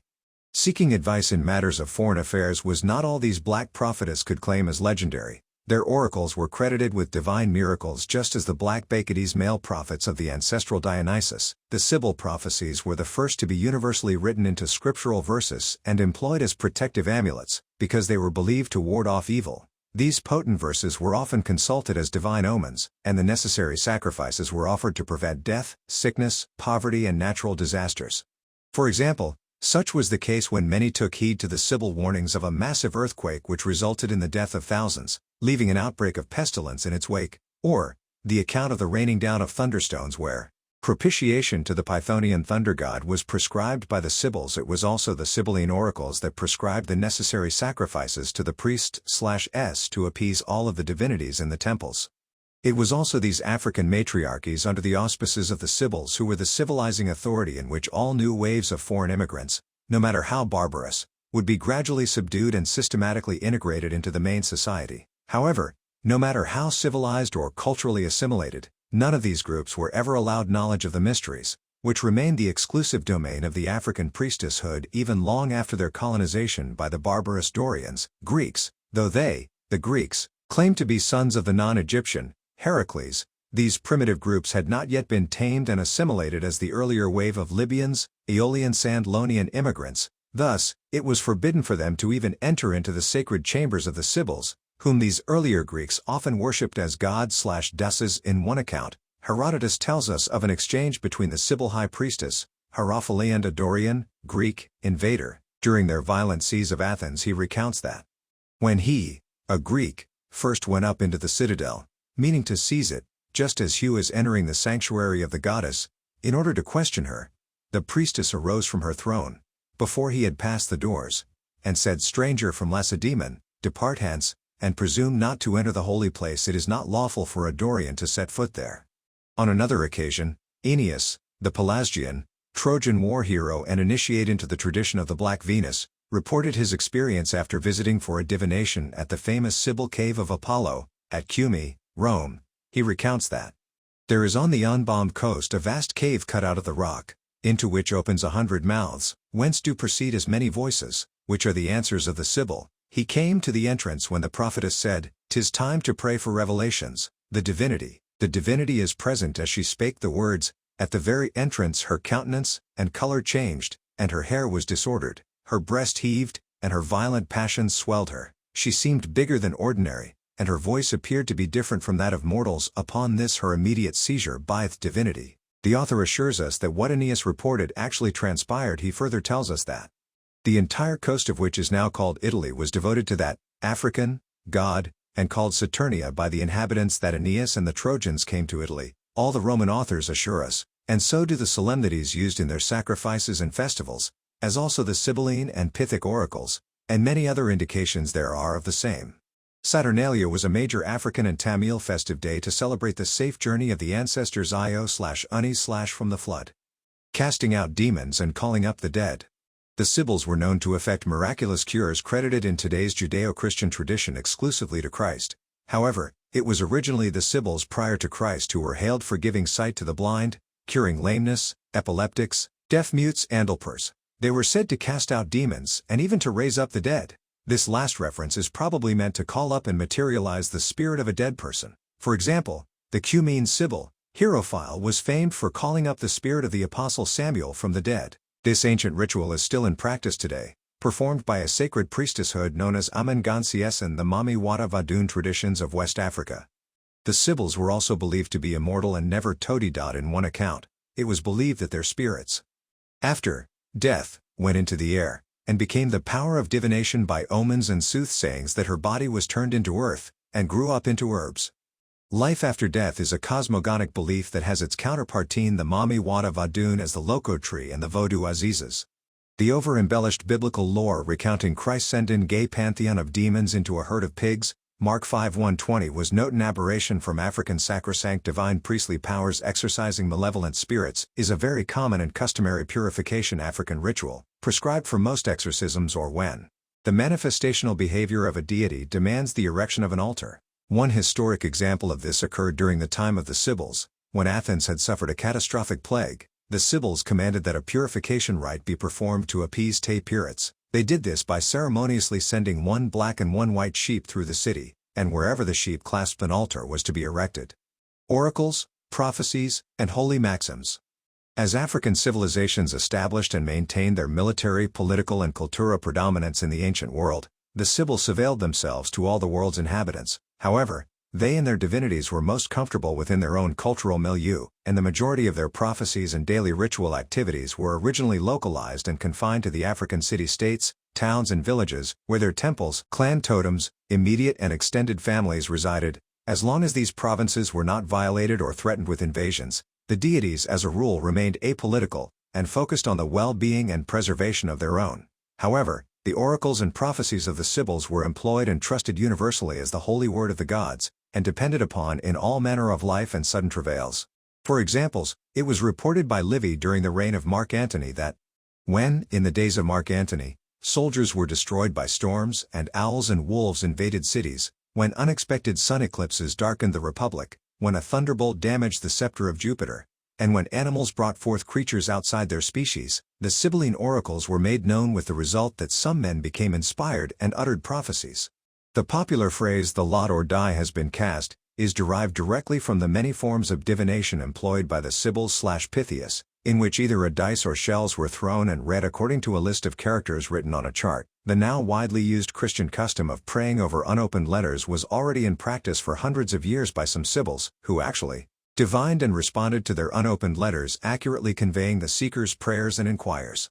Division in the Holy Empire, the patriarchal revolts. Before there were race and class wars, the first human factional wars were gender.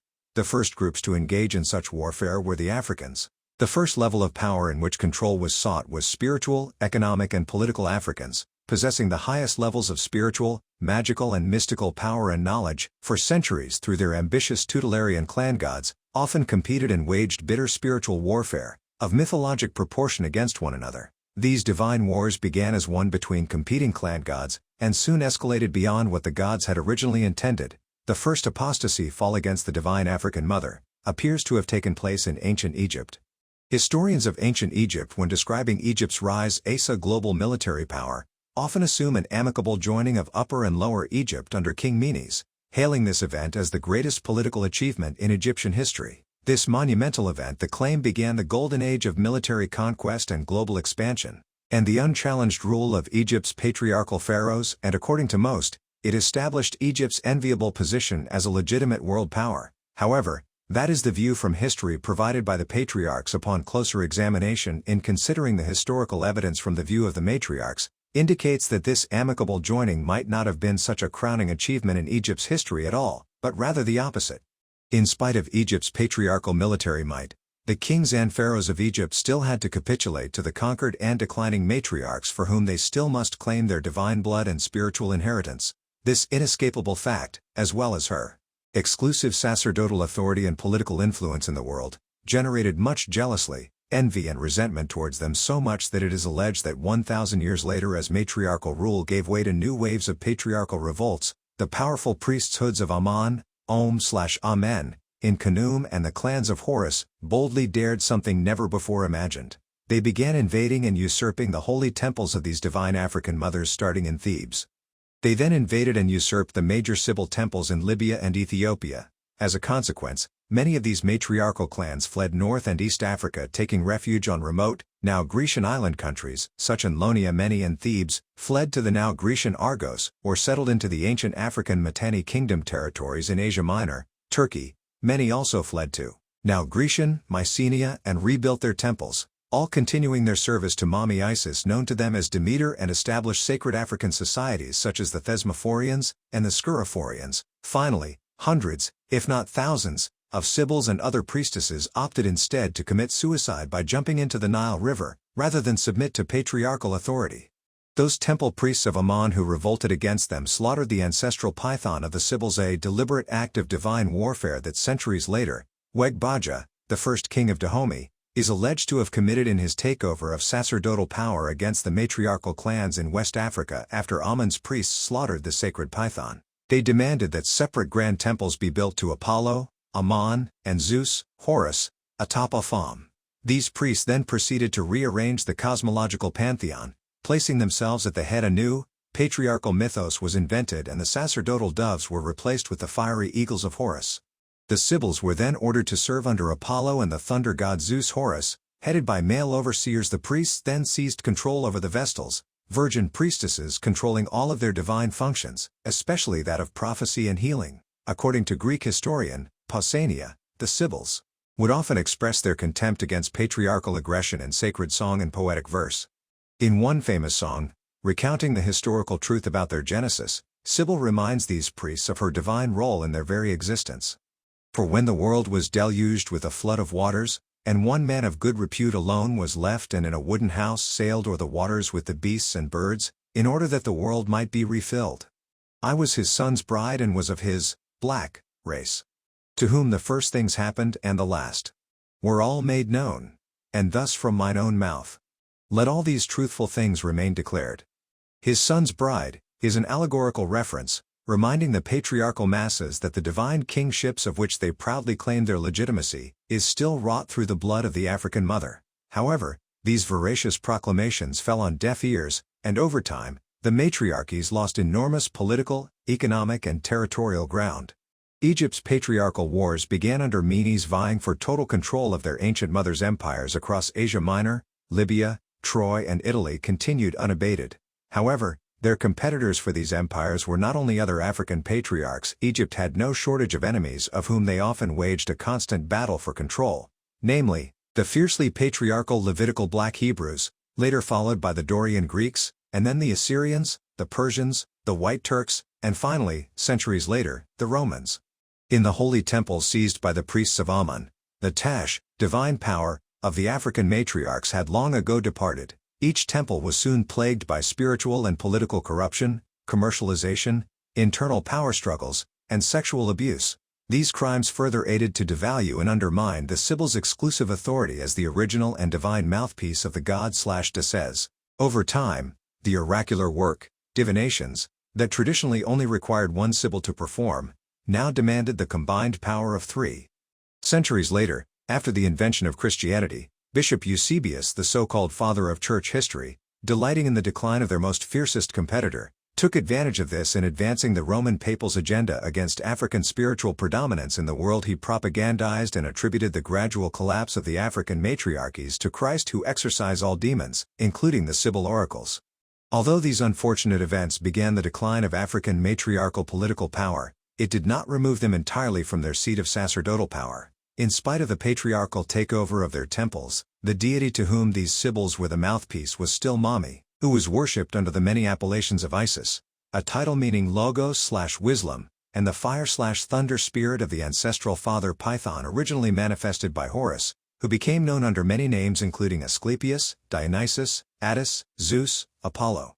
Although the Sibyls recognized Apollo and Zeus politically, they never accepted his predominance over Mami. Nonetheless, it was perhaps the threatening invasions from the barbarous northern Aryan tribes, which forced an uneasy political alliance between the Sibyls and the Egyptian pharaohs. More significantly, the usurpation of their temples by a fanatical, patriarchal sect of the priest of Amun earned them the wrath and contempt of Mami.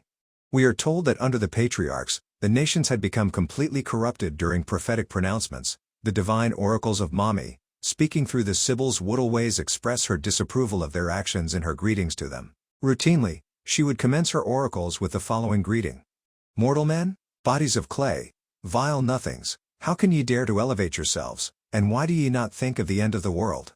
Angered by the usurpation of her temples and the general corruption wrought throughout the land, the divine African mother prophesied through her Sibyls great woes on the matriarchal cities of Lycia, Smyrna, Ephesus, Corinth, and others where her temples had been seized and corrupted. Unlike what has been accepted as biblical prophecies today, where the future of Africa and its peoples are mysteriously absent, the Sibyl prophecies, from which biblical doctrines are actually derived, were very specific to their own, African, people. In the beginning, as their matriarchal kingdoms, divine power and political influence around the world began to grow, their prophecies became even more central to global events, and took on a more international, multi-ethnic tone, particularly as they faced the inevitable threat from the invading northern Aryan tribes. These tribes eventually were either absorbed by the matriarchs, or they became the new conquerors. As these foreign tribes became the new rulers, the prophecies of the Sibyls became even more pronounced. It is alleged that it was her anger at the seizure of her temples and the subsequent corruption that usually followed why she allowed for Egypt and many of her African nations to fall victim to barbaric and foreign invasions, and ultimate ruin, as divine punishment. For example, in one, not-so-corrupted, prophetic verse, she proclaims through the Sibyl, "Alas for thee, O Libya! Alas for thee, O sea and land in the western nations! How shall destruction, because you have destroyed the great Ammon temple of the immortal, grievously grinding it as it were with iron teeth. For this cause thou shalt see thy land filled with dead bodies, some slain in war, and all the force of evil spirits, by famine and plague, and by enemies of a barbarous fury. All thy land shall become a desert, and thy cities be forsaken." Under Patriarch, this, as most of the Sibyl prophecies, were altered to name the temple Ammon, and substitute to goddess to read as God. However, the Omphale temples in Libya were originally dedicated to Athena, Minerva, and Poseidon. Nonetheless, anywhere the sacred temples were violated, usurped, neglected, or destroyed, these prophetic proclamations of doom were made. In another pronouncement she further warns that, "In the west a star shall shine, which is called Kemet, and is a sign of war, famine, and death by plague, and of the slaughter of great commanders and noblemen, and there shall be other great signs among men, for the Maiatic lake and deep Tanais shall not continue their flux of waters, and there shall be plowed land in its channel, but the currents shall become innumerable. There shall be great openings of the earth, and vast caverns shall appear, and men with their cities shall be swallowed up. These cities shall be overthrown in Asia Minor, Jasus, Serb, Pandonic, Colophos, Ephesus, Nicaea, Antiochia, Tanagra, Sinope, Smyrna, Maras, and these towns in Europe, Syagra, Clitus, Basilis, Merope, Antigone, Magnesia, Mycenae, Panthea, wealthy Gaza, Hierapolis, and Astapele. Then know thou that the pernicious people of Egypt are near destruction, and then the last year will be over with the Alexandrians. She foretold of famine, disease and pestilence, and it was usually during these end cycles that she would speak of the coming of a savior from the east. Varro tells us this savior was Isis, or Krishna, claiming that he, the savior, would dominate the whole, and would become a triumphant national hero. Continuing with the fate of Egypt, she proclaims, O Egypt, a terrible great slaughter shall befall thee, which thou didst hope will never befall thee. A sword shall pass through the midst of thy lands, and dispersion, and death, and famine shall follow. But in the 7th generation of the kings thou shalt have rest. She continues, Woe to thee, O land of Gog and Magog, lying between the Ethiopian rivers! How great an effusion of blood shalt thou receive! And men shall call thee the house of judgment, and thy well-watered land shall drink black blood. Mentioned in the book of Ezekiel, 38 and 39, Gog is a derisive corruption of the ancient African Gargars located in what is now the Armenian highlands. Gargars is a landlocked country bordering Turkey and Iran. The Gargars are also known as the Gargrensians, and is also one of the ancient locations of the African, Arab, Sabaean/Ethiopian clans who founded the matriarchal Mitanni Empire, and is known as the ancestral home of Queen Nefertiti. Gargars was believed to be the actual location of Mt. Arafat. Just as their Elamite neighbors, the Gargars' ancestral home was probably Sheba, actually Saba, meaning serpent people. Sheba is the name of the ancient city that lies between the Ethiopian rivers and ancient home of the Sibyl Makeda, popularly known as Queen of Sheba. Opportunistic rise of the imperial Roman papacy. Over the centuries, the Sibylline prophecies began to take on a more global and nationalistic tone, as Africa began to lose her colonies and political and economic influence in Asia Minor and in the Mediterranean regions. The geopolitical paradigm gradually shifted during the Roman era, particularly as the Roman Church changed from an apostolic, secular body to an expansionist, imperial power. There is a conscious reassessment of Roman racial and cultural identity, particularly its gradual shift from the worship and dependency on African gods/disease and sacerdotal authority to that of the newly emerging Roman papacy.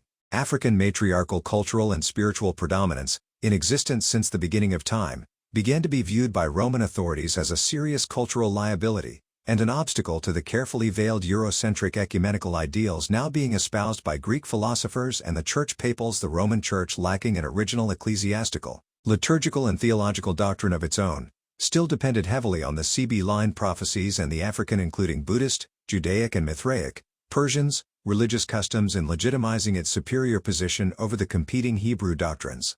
The new, Euro-patriarchal world order could no longer afford to tolerate the notion of relying on African, matriarchal divine predominance as its fundamental theological and cultural base. Unlike seizing the spoils of war, the African divinities whose mysteries the Romans did not understand were ancestrally linked, and thus, its divine power could never be completely usurped and controlled by them.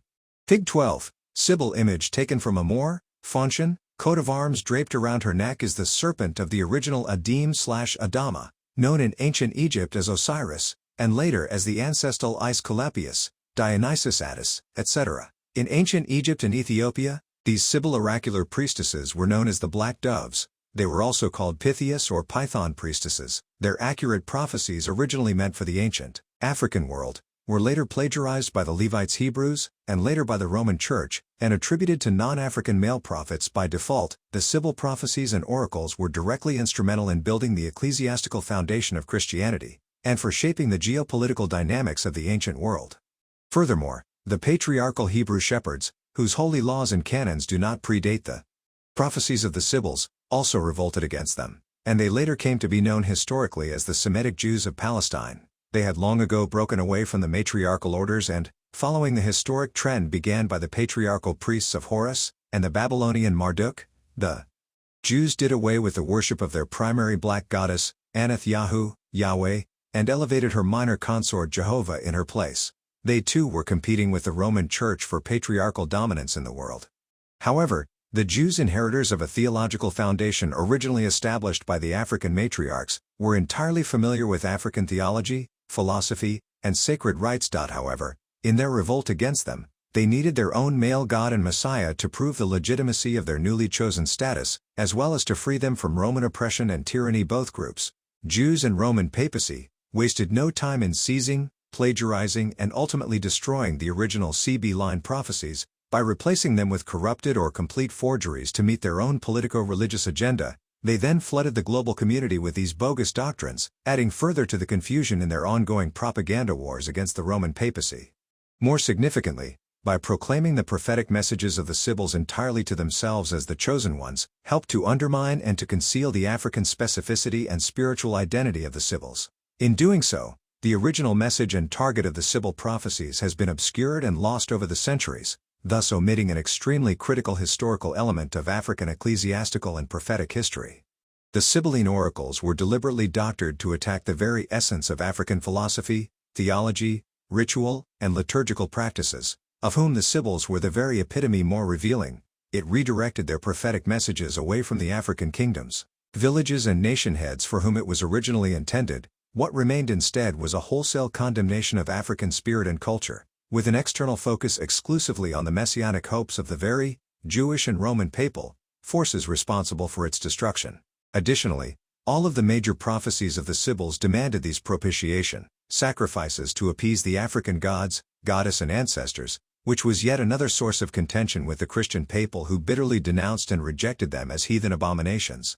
Consequently, the papacy rushed to either destroy or to remove these crucial utterances from the Sibyl prophecies as well. Though the Jews and the Roman papal authorities were competing enemies, both were in agreement that the African, divine matriarchal authority had to be discredited and ultimately destroyed. The motivations of the Jews stemmed from their hatred of the divine African mother, and their bitter break with the patriarchal, pharaonic orders of ancient Egypt. The Roman Church's usurpation of her sacerdotal power was motivated out of nothing less than mere political expediency and economic necessity. In the end, what remained for the African was a corruption of their own spiritual doctrines, in which the prophecies of the Sibyls were rewritten to forecast Levitical Jews waiting for their Jehovah and the Christians waiting for their second coming of Christ, while the African people and others are left begging forth crumbs of salvation that would fall from the table, of what amounts to little more than a politically orchestrated doctrinal and historical lie. All told, there remains scant credible evidence from either of these groups of the existence of an ancient omnipotent power independent of the divine African mother. Though the Sibyls had lost much of their global kingdoms and international influence, their spiritual advice, healings and prophecies were still being sought by military leaders, heads of state and nobility, albeit under the cover of night. Those Sibyls who were not as prominent simply faded away into their rural villages, sacred caves, mystery schools, grottos and ghettos, their prophecies now being universally discredited in the ancient world as the work of crazed women, harboring demonic spirits. However, this perception would change temporarily, as a new generation of Roman patricians came of age. It is important to note that these African-centered prophecies were said to have been given over a period of more than 4,000 years, centuries before the alleged era of the Hebrew prophets or any concept of Christianity, Hinduism or Islam were ever conceived. The Sibyls claimed in one prophecy that their genesis began in the 10th age of the world, during which time Saturn, Titan and Japhet were born from the union of heaven and earth. She recounts in detail about the divine lineages of Saturn and all the misfortunes that would befall them in the war of the Titans, and the ultimate division of the world amongst the children of Jupiter, Neptune and Pluto. In the above allegory, the Sibyl appears to be making reference to a mythological story of Saturn, whom, having stolen the rightful succession to the throne from his oldest brother Titan, due to the manipulations of Saturn's wife Rhea, Titan then declared war against Saturn, defeated him and held Saturn and his brother captive, until Jupiter, Titan's elder son, became a man and released them from their captivity. As a reward, the world was then divided amongst Titan's sons, Jupiter, Neptune and Pluto. Placed back into African cosmology, the Titans and Titanesses, or divinities/lords, are the ancient African pantheon of the 7 celestial deities from the Pleiad star system, who were served by the Sibyls. They were introduced into Babylonian and Palestinian astrology by the Afro-Canaanite/Phoenician matriarchal clans, who settled into ancient Corinth around 2000 BCE. 7 became the mystical number of the ancestral deity Dionysus, and later was applied to the minor fire deity, Jehovah. It was also the number by which the African solar gods were torn into pieces and resurrected again, Osiris being the first. The division of the world was believed to be making reference to the fall of the Tower of Babel in ancient Babylon, resulting in the rise of a second Egypt, Persia, and Media, Ethiopia, and later Assyria, Macedonia, and then Rome. It appears to also be making direct reference to the fall of the African matriarchies resulting in the rise of the patriarchs, and the subjugation of African female spiritual and political power, creating a permanent division or fragmenting of the African Sibs. However, around 573–808 BCE, with the raging wars and bitter feuding between the Levitical Hebrews and Romans, the heathen prophecies of the Sibyls had proved so accurate and of such global and religious significance that the patriarchal world again began to take notice. Today, in Western history and mythological literature, originally meant to conceal their African identity, the Sibyls' sacred temples are obscurely referred to as simply oracles. However, as the main centers of African spiritual life, they were clearly much more than that, and will henceforth be referred to in their current African religious vernacular as shrines, igibs, or temples. Additionally, it is important to note that these Sibyl prophetess and the miracles that they performed were never viewed from an African worldview as something extraordinary, remarkable, nor as even miraculous. This attitude was not born out of disrespect, but rather, when placed within their own religiocultural African context, direct contact with the spirits, divine phenomena, was common and rather routine in their daily lives. They were not magical manifestations typically meant to awe or to entertain. Just as today, it was even considered almost sacrilege either to speak directly about them or to take them out proportion. It was the Europeans, specifically the Greeks and later the Romans, who found African ritual and spiritual phenomena extraordinary, and later through the auspices of the Roman Church, began to categorize them as miracles, making much ado about something viewed as common by the African. For the African, the so-called spiritual phenomena was never viewed as important as the actual divine message, and the sacrifices that were needed to appease the anger of the ancestors and their tutelary deities. This message was brought to you by Hidden Whispers Revelations. We basically copy and paste information from the books we included our videos to support transparency. Please support this channel by becoming a YouTube subscriber. Also like and share the video. Let's build our community together. The historical Sibyls, priestesses of Mami. Fig 13 Sibyl prophetess, misclassified simply as female figure, her R's close to her heart and bodice, meaning that she is keeper of the mysteries. Greek, archaic ca. 650 BCE, Louvre, Paris. Know them by name.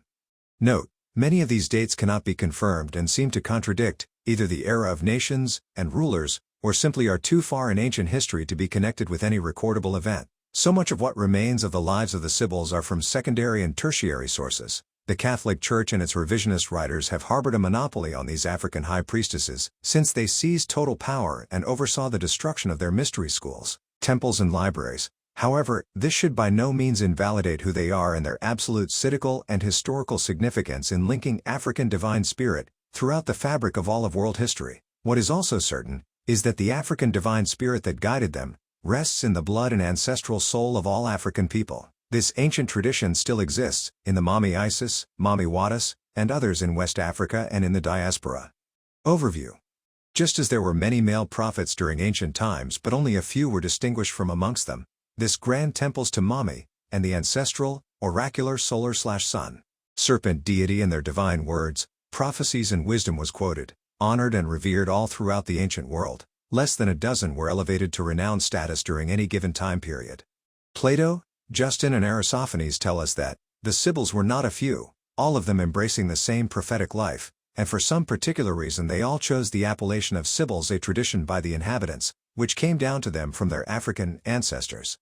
However, the identity of literally hundreds of these original divine African goddesses will never be known. Their prophecies and histories stolen and plagiarized, their African statues and faces destroyed or deliberately obscured, many overlaid with fake Arab, Greek, and Roman images, reflecting centuries of foreign invasions, cultural theft and hostile occupations. Although the Sibyls were known to the non-African ancient world only as prophetesses, all throughout ancient Africa, they were revered as divine, the great mother healers, diviners and sages, who literally gave birth to the gods, and aligned their people to their own personal destiny, divinity, and to their ancestors. The Sibyls were descendants of the first prehistoric matrilineal order of so-called serpent-worshipping clans, of whom all African queens/queen mothers, and the ecclesiastical order of priestesses and diviners, healers, artisans and stone builders were born. It was these warrior queens who fled in droves from Libya, Ethiopia, Uganda, Nubia, southern Syria, Elam, and Babylon, into Asia Minor. Ionia and ancient Mycenae to join their African and Dravidian sisters who had already established a new home for the African gods/des after the Great Flood. In the New World during transatlantic slavery, it was the descendants of these women and male priests and devotees who jumped into the oceans, rather than serve under another wave of colonial invaders. Just as in the modern-day Mamiwata Vadun tradition, the Sibyls honored as Togbui, Amanganzi, Haunan, Mama, Queen Mother etc., were high priestesses. The majority were even married and bore children, and most were required to be over the age of 50. This tenet came about after the rape of a very young Sibyl priestess some centuries ago at the shrine in Delphi. Afterwards, it was decreed that they must all be past their childbearing years. This historical fact was unknown to later church revisionists, when they began concealing and obscuring the Sibyls' African identity by referring to them as white, chaste, youthful virgins. In ancient Greece, the Sibyls were also known as Pythia, Pythoness, and Pythians, because of the presence of the ancestral, father python serpent. The most ancient of their shrines were at Delos. It was claimed to be where the Black Diana, as Artemis was born, and later, after the siege of her temples, Apollo and Zeus names were added to the list as their original birth home. The following Sibyls being described are also historically listed based upon the country in which they were born, or where they were said to have prophesied depending upon which location and the deity of which they served. The name Sibyl might be phonetically changed into Sibyl or Sele, and Heli, Eli for the males. Some of the African male prophets have even been called Tomari, Tomer, Tomarus, to denote the sacred temple located at the foot of the mountain Thesprotia located in northwest Greece, near the river Acheron. The sacred river Acheron, or River of Woe, was the historic location of one famous carven of the Sibyls who called up the souls of the dead. It was later demonized by the Roman papals, and reclassified as one of the so-called 5 rivers of Hades, named Tamuris associated with the African order of sun priests. Would later be corrupted into the English Thomas, the apostle whose prophecies, just as the Book of Enoch, the Book of Jubilees, the Book of Solomon, the Ascensio Moises and others, have been denounced and excluded from the Bible by the Roman papals as heresy. The inherent benefit of this brief overview and chronology of the Sibyls is that it offers the contemporary reader a global overview of the African, matriarchal presence and enormous influence they wielded in the ancient world. Their great impact has always far exceeded the limited physical, cultural, geographical and political designations of which Africa and the spiritual roles of which African women in particular are confined today.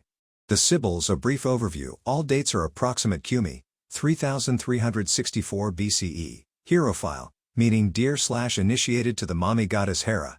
Hierophile is claimed to be from a province in Asia Minor, Turkey, known as Cumi. She was known by several names: Amalthea, Femenia Hieropila, and Europa, from which Europe derives its name. She was also known as Demophile and Demo. However, some historians suspect these to be the names off. Bother Sibyls. Cumi is also claimed to be the Palestinian Sab Cushite/Black Sibyl. She is one of the oldest and first of the 2 black doves, claiming to be the daughter or daughter-in-law of Owanis, whom they actually called E/Loa/ and present-day Christians call Noah. Cumi was a high priestess of the Mami deity Hera, meaning lady/protectress, who under African patriarchy, was later paired with as the sister/wife of the thunder god Zeus. Cumi lived in a cave during the time of Roman Tarquin the Elder.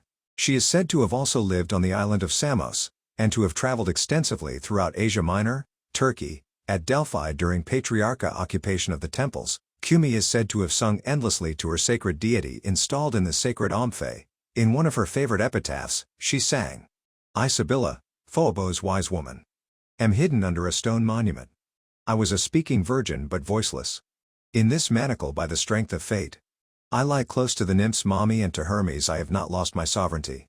The above song is a chant of political and spiritual protest, making direct reference to the takeover of the Sibyl temples by the priests of Amon/Amon, Apollo. In the above song, she is declaring where her true power and divine authority rests, meeting with Mami and Hermes, the healer and opener of roads.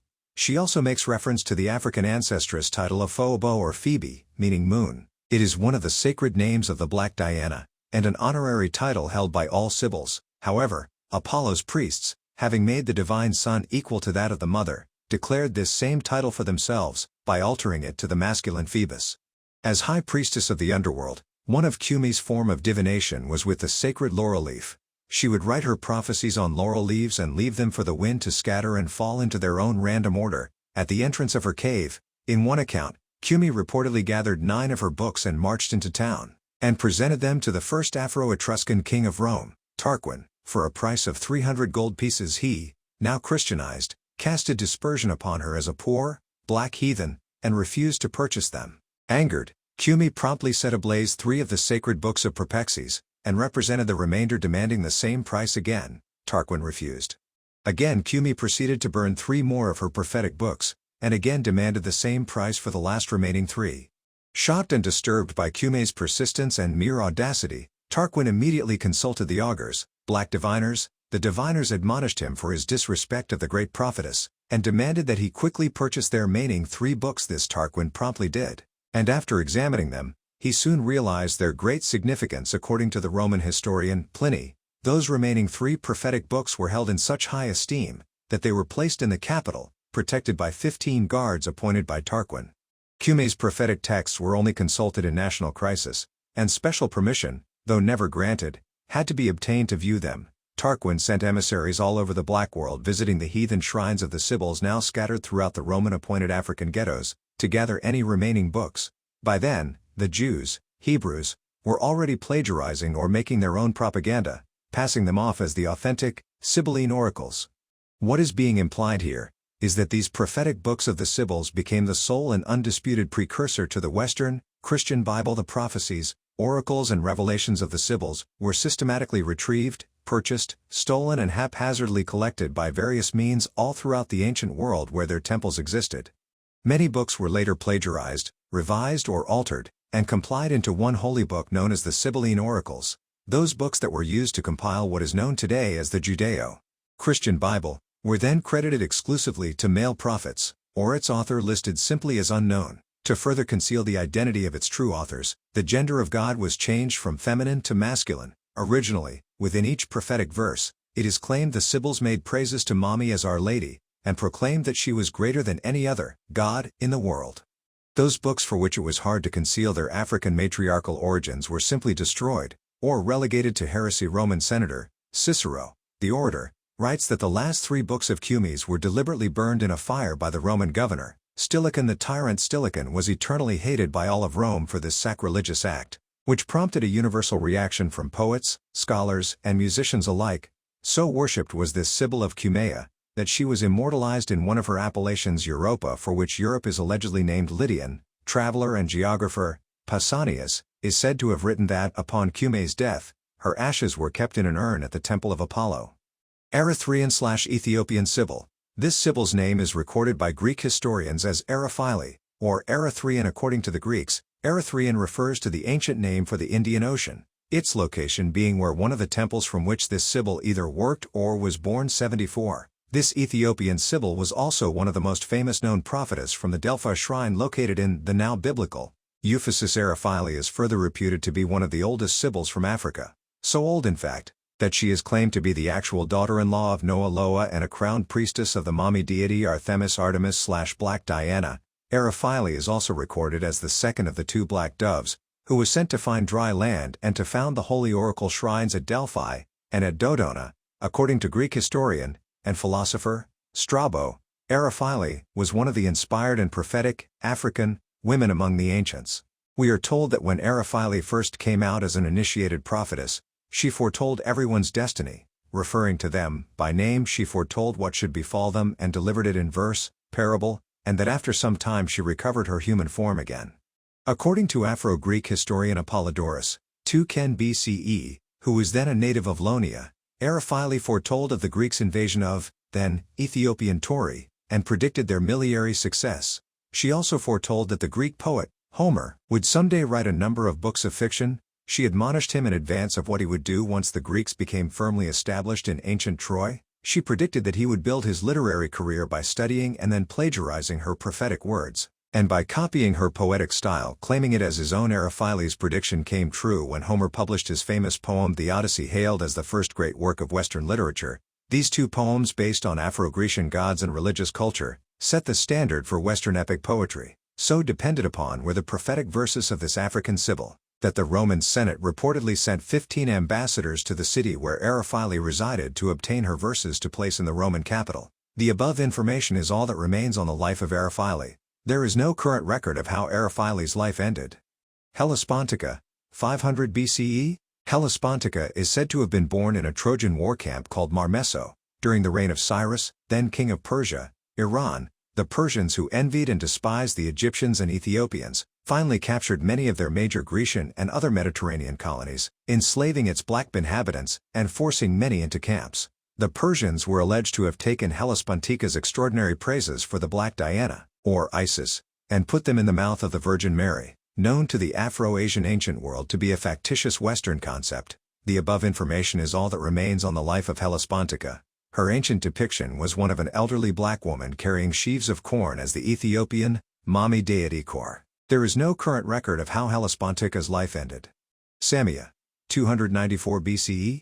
Samia is said to be from the Grecian islands of Samos, one of the earliest settlements of the black, Libyan matriarchal clans who emigrated there around 2500 BCE. Samia was also known as Heraphala. She was said to have lived during the time of the black Roman king Numa Pompilius. She is quoted by early Roman writers such as Sozomenus, Suidas, Nicephorus. There's no current record of how Samia's life ended. Caria. Fig. 14. Pre-Grecian islands and parts of Asia Minor showing African matriarchies during Greek and later Persian occupation. The ancient Ethiopian clan of Phrygians, now Western Turkey, are mentioned by the Sibyls to be the oldest inhabitants on earth. Phrygia 2996 BCE. Phrygia was a high priestess of the Black Diana Artemis Sibyl. She, as her name implies, was claimed to be a Phrygian, one of the indigenous black Proto-Elamite clans of Asia Minor. Her mother was said to be Dardanus and her father was a black, Turkish king named Niso. Phrygia lived in the small city of Anzira, and was said to be prophesying at, or sometime before, the era of King Solomon. Phrygia is credited with the same miracles and prophecies of her predecessors depending on who's writing the history. She is also claimed to be the first. There's no current record of how life Phrygia ended. Libyan Sibyl. 2815 BCE. Her name is given by Franciscan monks, her chief rivals, as Bybisa or Elisa. There is no known record of how Bybisa worked nor how she lived. However, what is recorded is that centuries later, Bybisa's prophetic verses would be been badly plagiarized and corrupted by Pope Sixtus V, 1521–90 CE, namely, the usual altering of the Sibyl's prophetic words and spiritual works, and crediting them to their own Christian prophets, and to their Christ. In one alteration, Sixtus places into the mouth of Bybisa that a Christian Savior would come and heal the sick, make the blind see, the lame walk, etc. The obvious flaw with this is that these miracles the Sibyl themselves did, and had been doing for centuries. Sixtus further has Bybisa prophesying that this Savior would recline his sacred limbs on the lap and arms of the Queen of Heaven. This attribute is only given to the Queen Mother, priestesses and prophetesses of Mami Isis, known by her many names, most notably in ancient Greece as the Black Diana. There is no current record of how Bybisa's life ended. Themis of Delphi. 2802 BCE. Themis is said by Roman and Greek historians to have been born at Delphos, Boeotia, Greece. Antat, her name was Themis or Anthemis, an initiated priestess of Artemis. Themis was said to be the daughter of the famous black, the band diviner and priest, Tiresias, and his high priestess wife, Daphne. She is reputed to have prophesied before the destruction of Ethiopian Troy, and to have written about Priam, the black, king of Troy, and his main wife Hecuba. Namely, during the Trojan Wars, Priam's alliance of Paris and Helen, two ancient black provinces in Troy. It is this Sibyl that Homer is alleged to have also plagiarized her prophecies to write the Iliad. Themis was worshipped all throughout ancient Rome, where a statue was built in her honor. It was in a province called Georgus in Troy that Themis was known as George the Inn, and a sepulchre to her was built in the Temple of Apollo. It was also in this city where coins were minted of her. Alongside an engraving of the Sphinx, there is no current record of how Themis' life ended. Sambatha of Persian/Persica. 2769 BCE, also known as Chaldea and Halrea, her name is given by Franciscan monks as Sambatha. She is claimed by the Roman Catholic papals to be the first prophetess. Sambatha is said to be the daughter of the black Chaldean historian, Barroso, and her mother Aramonta. This shrine was, as were others, eventually seized by the Order of Catholic Observance of St. Francis and incorporated as most of its religious attributions credited to the White Virgin Mary. There is no record of how or where Albamia died. The Sibyl Agrippina. She is said to have been a native, black Egyptian, and was called Egyptia, Agrippa or Sanbara, and Norsica. Nothing is known of this Sibyl, except that she was quite recent in history. Agrippa was merely referred to as the Sibyl of Norsica, a city in Perugia, Italy, and is now a diocese. During the Inquisitions, 1500 to 1600s, and persecutions of African traditionalists, Agrippa lived in a cave and still tried to maintain a tradition of worship and initiations to Mami. She was constantly mocked and ridiculed by the locals as insane, and as one who copulated with serpents. By then, the papacy had succeeded in facilitating the downfall of the Sibyls. Through widespread defamation, there is no record of how or where Agrippa died. Priscilla, Prisca, and Maximilla, 240 to 250 CE. These last two Sibyls are actually the ancient African foremothers and father to the modern-day Black Charismatic Baptists and Pentecostals, because it is they, along with a priest named Montanus, all natives of Phrygia, now Western Turkey, who first learned to adapt African spirits to the forced Western Christian paradigm in the mid-2nd century CE, because the Roman Imperial Church decided that after the ascension of Christ, the age of the apostles, and the age of prophecy was over. They violently suppressed all African prophetic voices, especially those of the Sibyl priestesses. This group, as did other Africans, were still being born and called by their divinities, and thus founded the new prophecy movement, in which to voice their divine utterances. Although dubbed as Christian heresy by the Roman Imperial Church, Montanus and the Sibyl priestesses, undeterred, forged ahead. The patriarchal papal authorities, refusing to accept a black woman's gift of prophecy, instead credited her divine utterances to Montanus, proclaiming that, "Behold, man is as a lyre and I play upon him as with a plectrum. Man sleeps and I arouse him. Behold, it is the Lord who throws men's souls into ecstasy and gives them a heart." Fig 15, 199 to 217 CE. Roman catacomb of Sibyl priestess Priscilla, Prisca, and Maximilla went. When the black matriarchs lost their sacerdotal and political powers in Rome, many were murdered, probably for heresy. Gender code words such as man and lord, that did not exist until the advent of patriarchy, are clearly edited versions of the Sibyl's original prophecies, which always made reference to the Divine Mother. Masculine pronouns were inserted by church officials to render them consistent with their own corrupted church doctrines. In spite of this, the Black Montanus movement quickly spread in the African and diaspora religious communities all throughout Europe, Asia, and North Africa. So afraid and alarmed at being exposed, Roman church officials haphazardly and routinely rounded these followers up, and tried to exorcise the divine African spirits, now classified as demons, from them. When that didn't work, they simply had these followers excommunicated, accusing them of heresy. The patriarchal papal authorities, refusing to accept a black woman's gift of prophecy, instead credited her divine utterances to Montanus, proclaiming that, "Behold, man is as a lyre and I play upon him as with a plectrum. Man sleeps and I arouse him. Behold, it is the Lord who throws men's souls into ecstasy and gives them a heart." Fig 15, 199 to 217 CE. Roman catacomb of Sibyl priestess Priscilla, Prisca, and Maximilla went. When the black matriarchs lost their sacerdotal and political powers in Rome, many were murdered, probably for heresy. Gender code words such as man and lord, that did not exist until the advent of patriarchy, are clearly edited versions of the Sibyl's original prophecies, which always made reference to the Divine Mother. Masculine pronouns were inserted by church officials to render them consistent with their own corrupted church doctrines. In spite of this, the Black Montanus movement quickly spread in the African and diaspora religious communities all throughout Europe, Asia, and North Africa. So afraid and alarmed at being exposed, Roman church officials haphazardly and routinely rounded these followers up, and tried to exorcise the divine African spirits, now classified as demons, from them. When that didn't work, they simply had these followers excommunicated, accusing them of heresy. The patriarchal papal authorities, refusing to accept a black woman's gift of prophecy, instead credited her divine utterances to Montanus, proclaiming that, "Behold, man is as a lyre and I play upon him as with a plectrum. Man sleeps and I arouse him. Behold, it is the Lord who throws men's souls into ecstasy and gives them a heart." Fig 15, 199 to 217 CE. Roman catacomb of Sibyl priestess Priscilla, Prisca, and Maximilla went. When the black matriarchs lost their sacerdotal and political powers in Rome, many were murdered, probably for heresy. Gender code words such as man and lord, that did not exist until the advent of patriarchy, are clearly edited versions of the Sibyl's original prophecies, which always made reference to the Divine Mother. Masculine pronouns were inserted by church officials to render them consistent with their own corrupted church doctrines. In spite of this, the Black Montanus movement quickly spread in the African and diaspora religious communities all throughout Europe, Asia, and North Africa. So afraid and alarmed at being exposed, Roman church officials haphazardly and routinely rounded these followers up, and tried to exorcise the divine African spirits, now classified as demons, from them. When that didn't work, they simply had these followers excommunicated, accusing them of heresy. Enslaved, persecuted priestess in Rome. Storax.Srokfa ma ngo Fig 18. Frightened, Afro-Roman woman being sold into slavery against her will.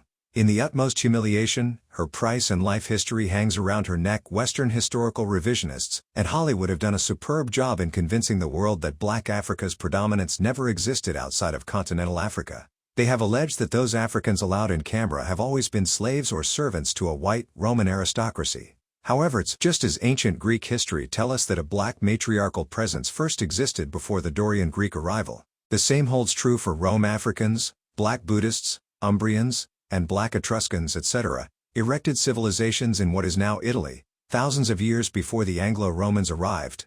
What is now called the seat of the Vatican in Italy was originally the sacerdotal seat of the ancient Black Sibyls. It was their thrones and sacerdotal power and prophecies that was stolen from them, and their religions labeled as pagan/heathen under a racialist Roman Church. It was this African traditional religionist groups and not the so-called Christians who were the actual ones persecuted and finally enslaved as the above African woman, who was probably a priestess. This message was brought to you by Hidden Whispers Revelations. We basically copy and paste information from the books we included our videos to support transparency. Please support this channel by becoming a YouTube subscriber. Also like and share the video. Let's build our community together. African sacerdotal authority and totemic traditions undermined and demonized under Euro-Christendom. Fig 19. Witch consorting Black familiar. Europe 1621 British Museum. Fig 19. Above. It is no secret that the so-called Eleusinian mysteries of Athens, the Pythagorean mystery schools, and many other esoteric African spiritual paths that spread throughout Europe, were the cultural celebrations of Mami as Demeter, Cybele, and Ceres during the European witch trials of the 15th-17th century. The Roman Imperial Church, keenly aware of this, associated evil and demonology directly with the serpent-worshipping Sibs of these African traditions. It was their votaries and the Sibyls that were the first to be persecuted as witches. Though the early church fathers unashamedly consulted the Pythias/Sibyls for prophetic insight and military and strategic direction when it was convenient for them, once they were done, they wasted no time in blaming them and their totems as the center of spiritual corruption, social and moral decay, sexual promiscuity and evil in Europe. In the scene above, the black grotesque creature is representing probably a Sibyl priestess with the ears of a bat and the legs of a goat and the tail of a donkey or dog, and the feet of a horse. The majority of the animals are the ancestral, totemic manifestations of the clans that these Sibs descend. Disparaging terms such as black spiritual practices associated with Africa in general, and the Sibyls and their votaries in particular. For example, the Cumene Sibyl, hierophile, once worshipped and hailed by the Romans as a divine goddess, is now rewarded with a place in the Old Testament as the Bat Lady Orthwitch of Endor. Samuel 1:28, the Divine Mother, now masculinized as Father, was angered by his chasing the Sibyls Pythoness out of the city. The spirits refused to answer him by his own oracles, nor by dreams, nor by the Urim Hebrew divination of throwing the knuckle bones of a ram as dice, nor by their Hebrew prophets. The church papals were not finished, because they now attributed all divine prophetic and healing powers only to Christ. Hierophile, being emblematical of the entire African religious tradition, was now demonized. In exposing the hypocrisy and sentiment of the church, he sums it up in the following terms.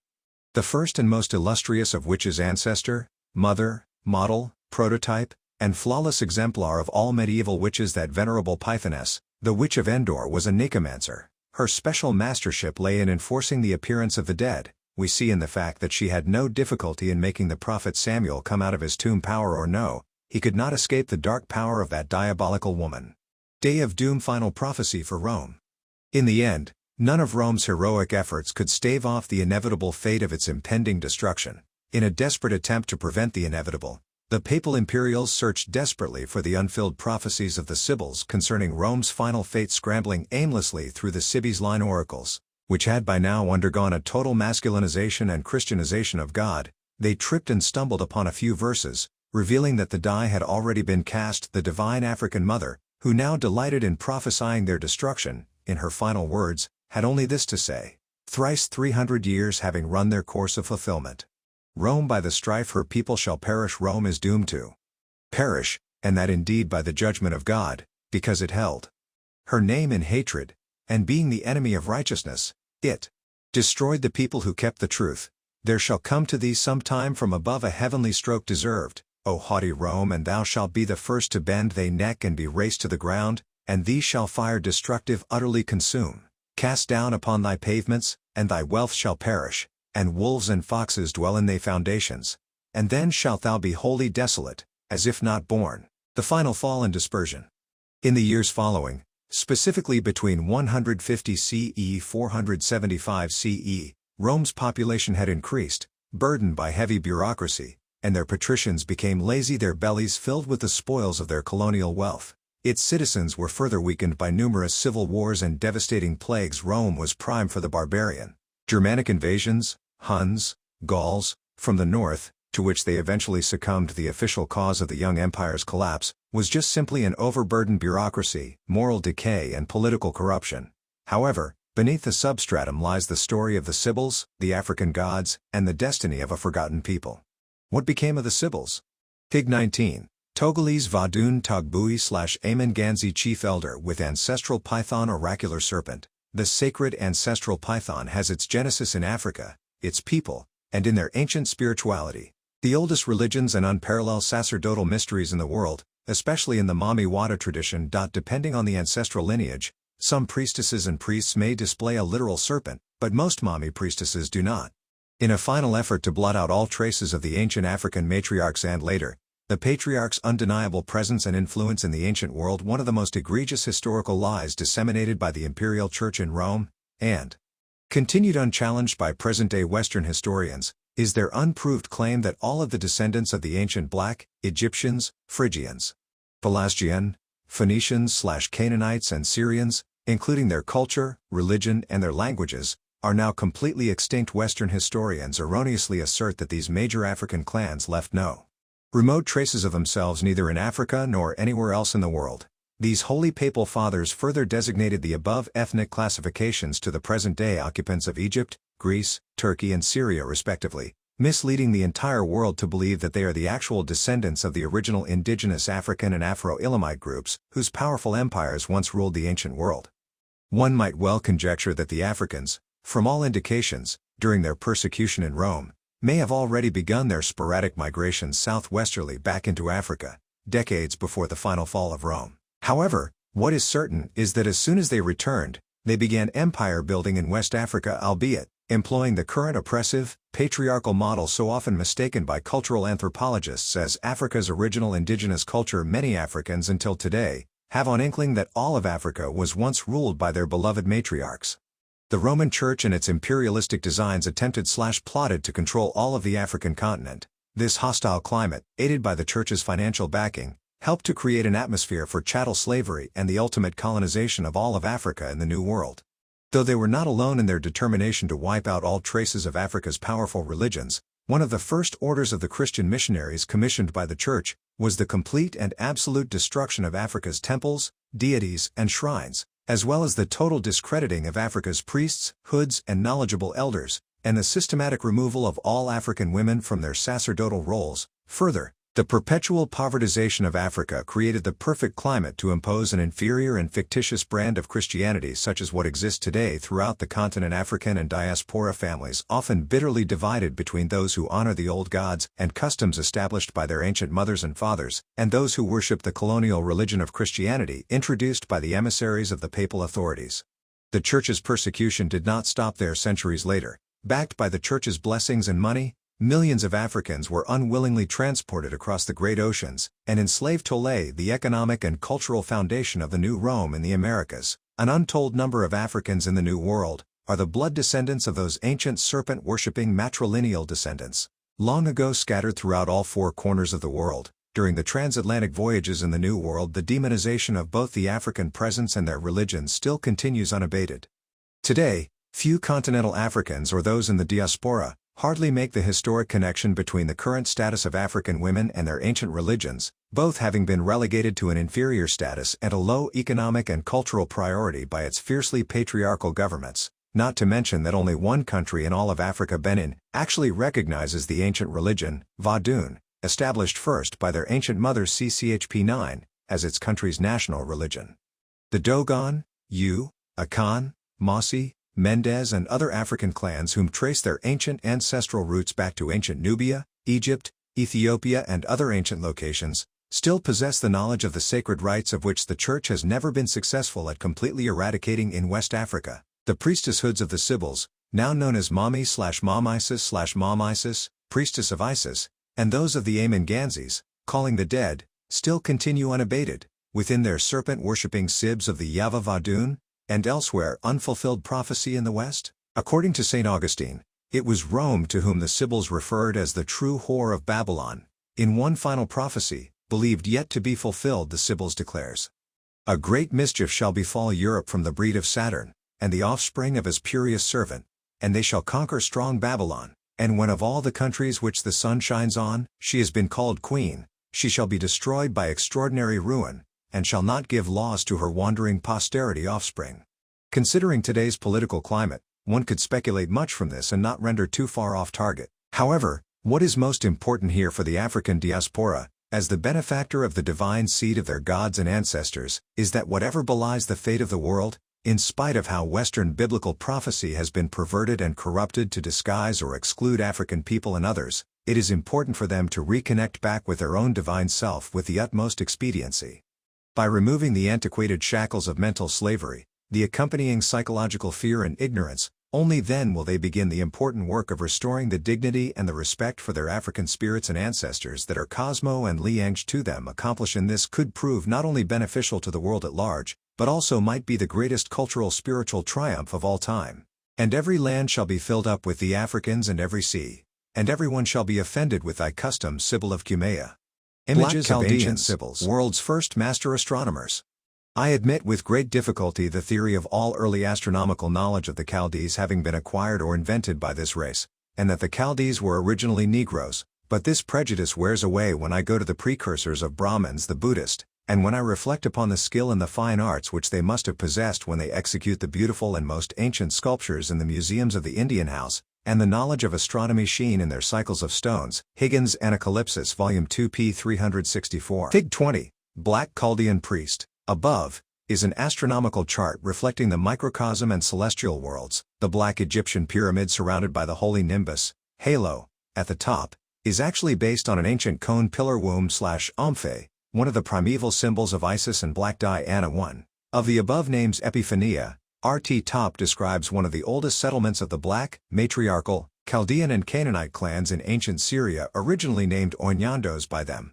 They had occupied it since prehistoric times, including during the Hatti Empire which they founded. In the 9th century, they were invaded by the Assyrians, and many fled to Asia Minor, now Turkey, and founded a settlement bearing the same name, located near the ancient Ethiopian, Mitanni Empire. The name Epiphania was later given to the province by Seleucid, one of Alexander the Great generals, who defeated the Assyrians, and became king of the region after Alexander's death in 323 BCE. Epiphania also appears to be a corruption of Epiphany, an ancient word later borrowed by the Christians, but originally meant to describe the ceremonial night vigils held by Themisses to witness the literal spirit manifestation of the black goddesses and gods, especially Lesis, Osiris, Ceres, and Black Diana. An African divine history hidden and obscured in time. During ancient times, it was the Chaldean priests who manifested materially and mystically the desires of the African gods. They came originally out of ancient Egypt, Nubia, Ethiopia, Syria, Persia, and made their way into Ionia, Asia Minor, and India, initiated into the mysteries of Mami and then Dionysus/Bacchus, Osiris, orders. These African men were master astronomers, astrologers, prophets, alchemists, magi and masons, architectural engineers. Just as the Sibyls, these priests were the early inventors and masters of nearly all forms of divination, including augury, messenger by birds, and ventriloquism, tarot, cards, bones, dice, etc. These master priests prepared the solar calendars, and were the interpreters of dreams and visions in the royal court of kings. The Ethiopian prophet Abraham/Abram, who was neither Arab or Jew, was head of the Chaldean order of diviners, just as his father, who made his living constructing votive images of Kor/Black Diana, once was. The Chaldean priests, meaning Moon Mother, honored the divine African mother, and worked together with the Sibyls in establishing the ancestral shrines Omphale throughout the ancient world. Most of the original architectural designs of Mycenae, Ionia, and Aegean islands attributed to the Greeks, was actually built by these priests and the Chaldei, black Amazons. Once those temples were destroyed, the Greeks, and later the Romans, simply rebuilt them copying the same architectural designs, but anglosing the sacred images of the gods and goddesses.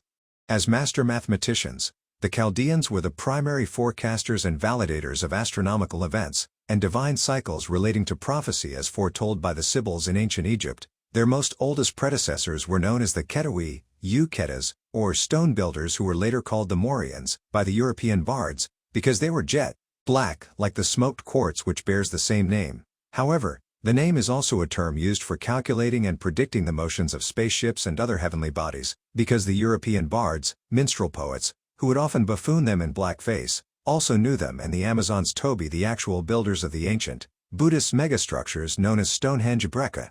It was believed to have been an observatory location for monitoring certain celestial events.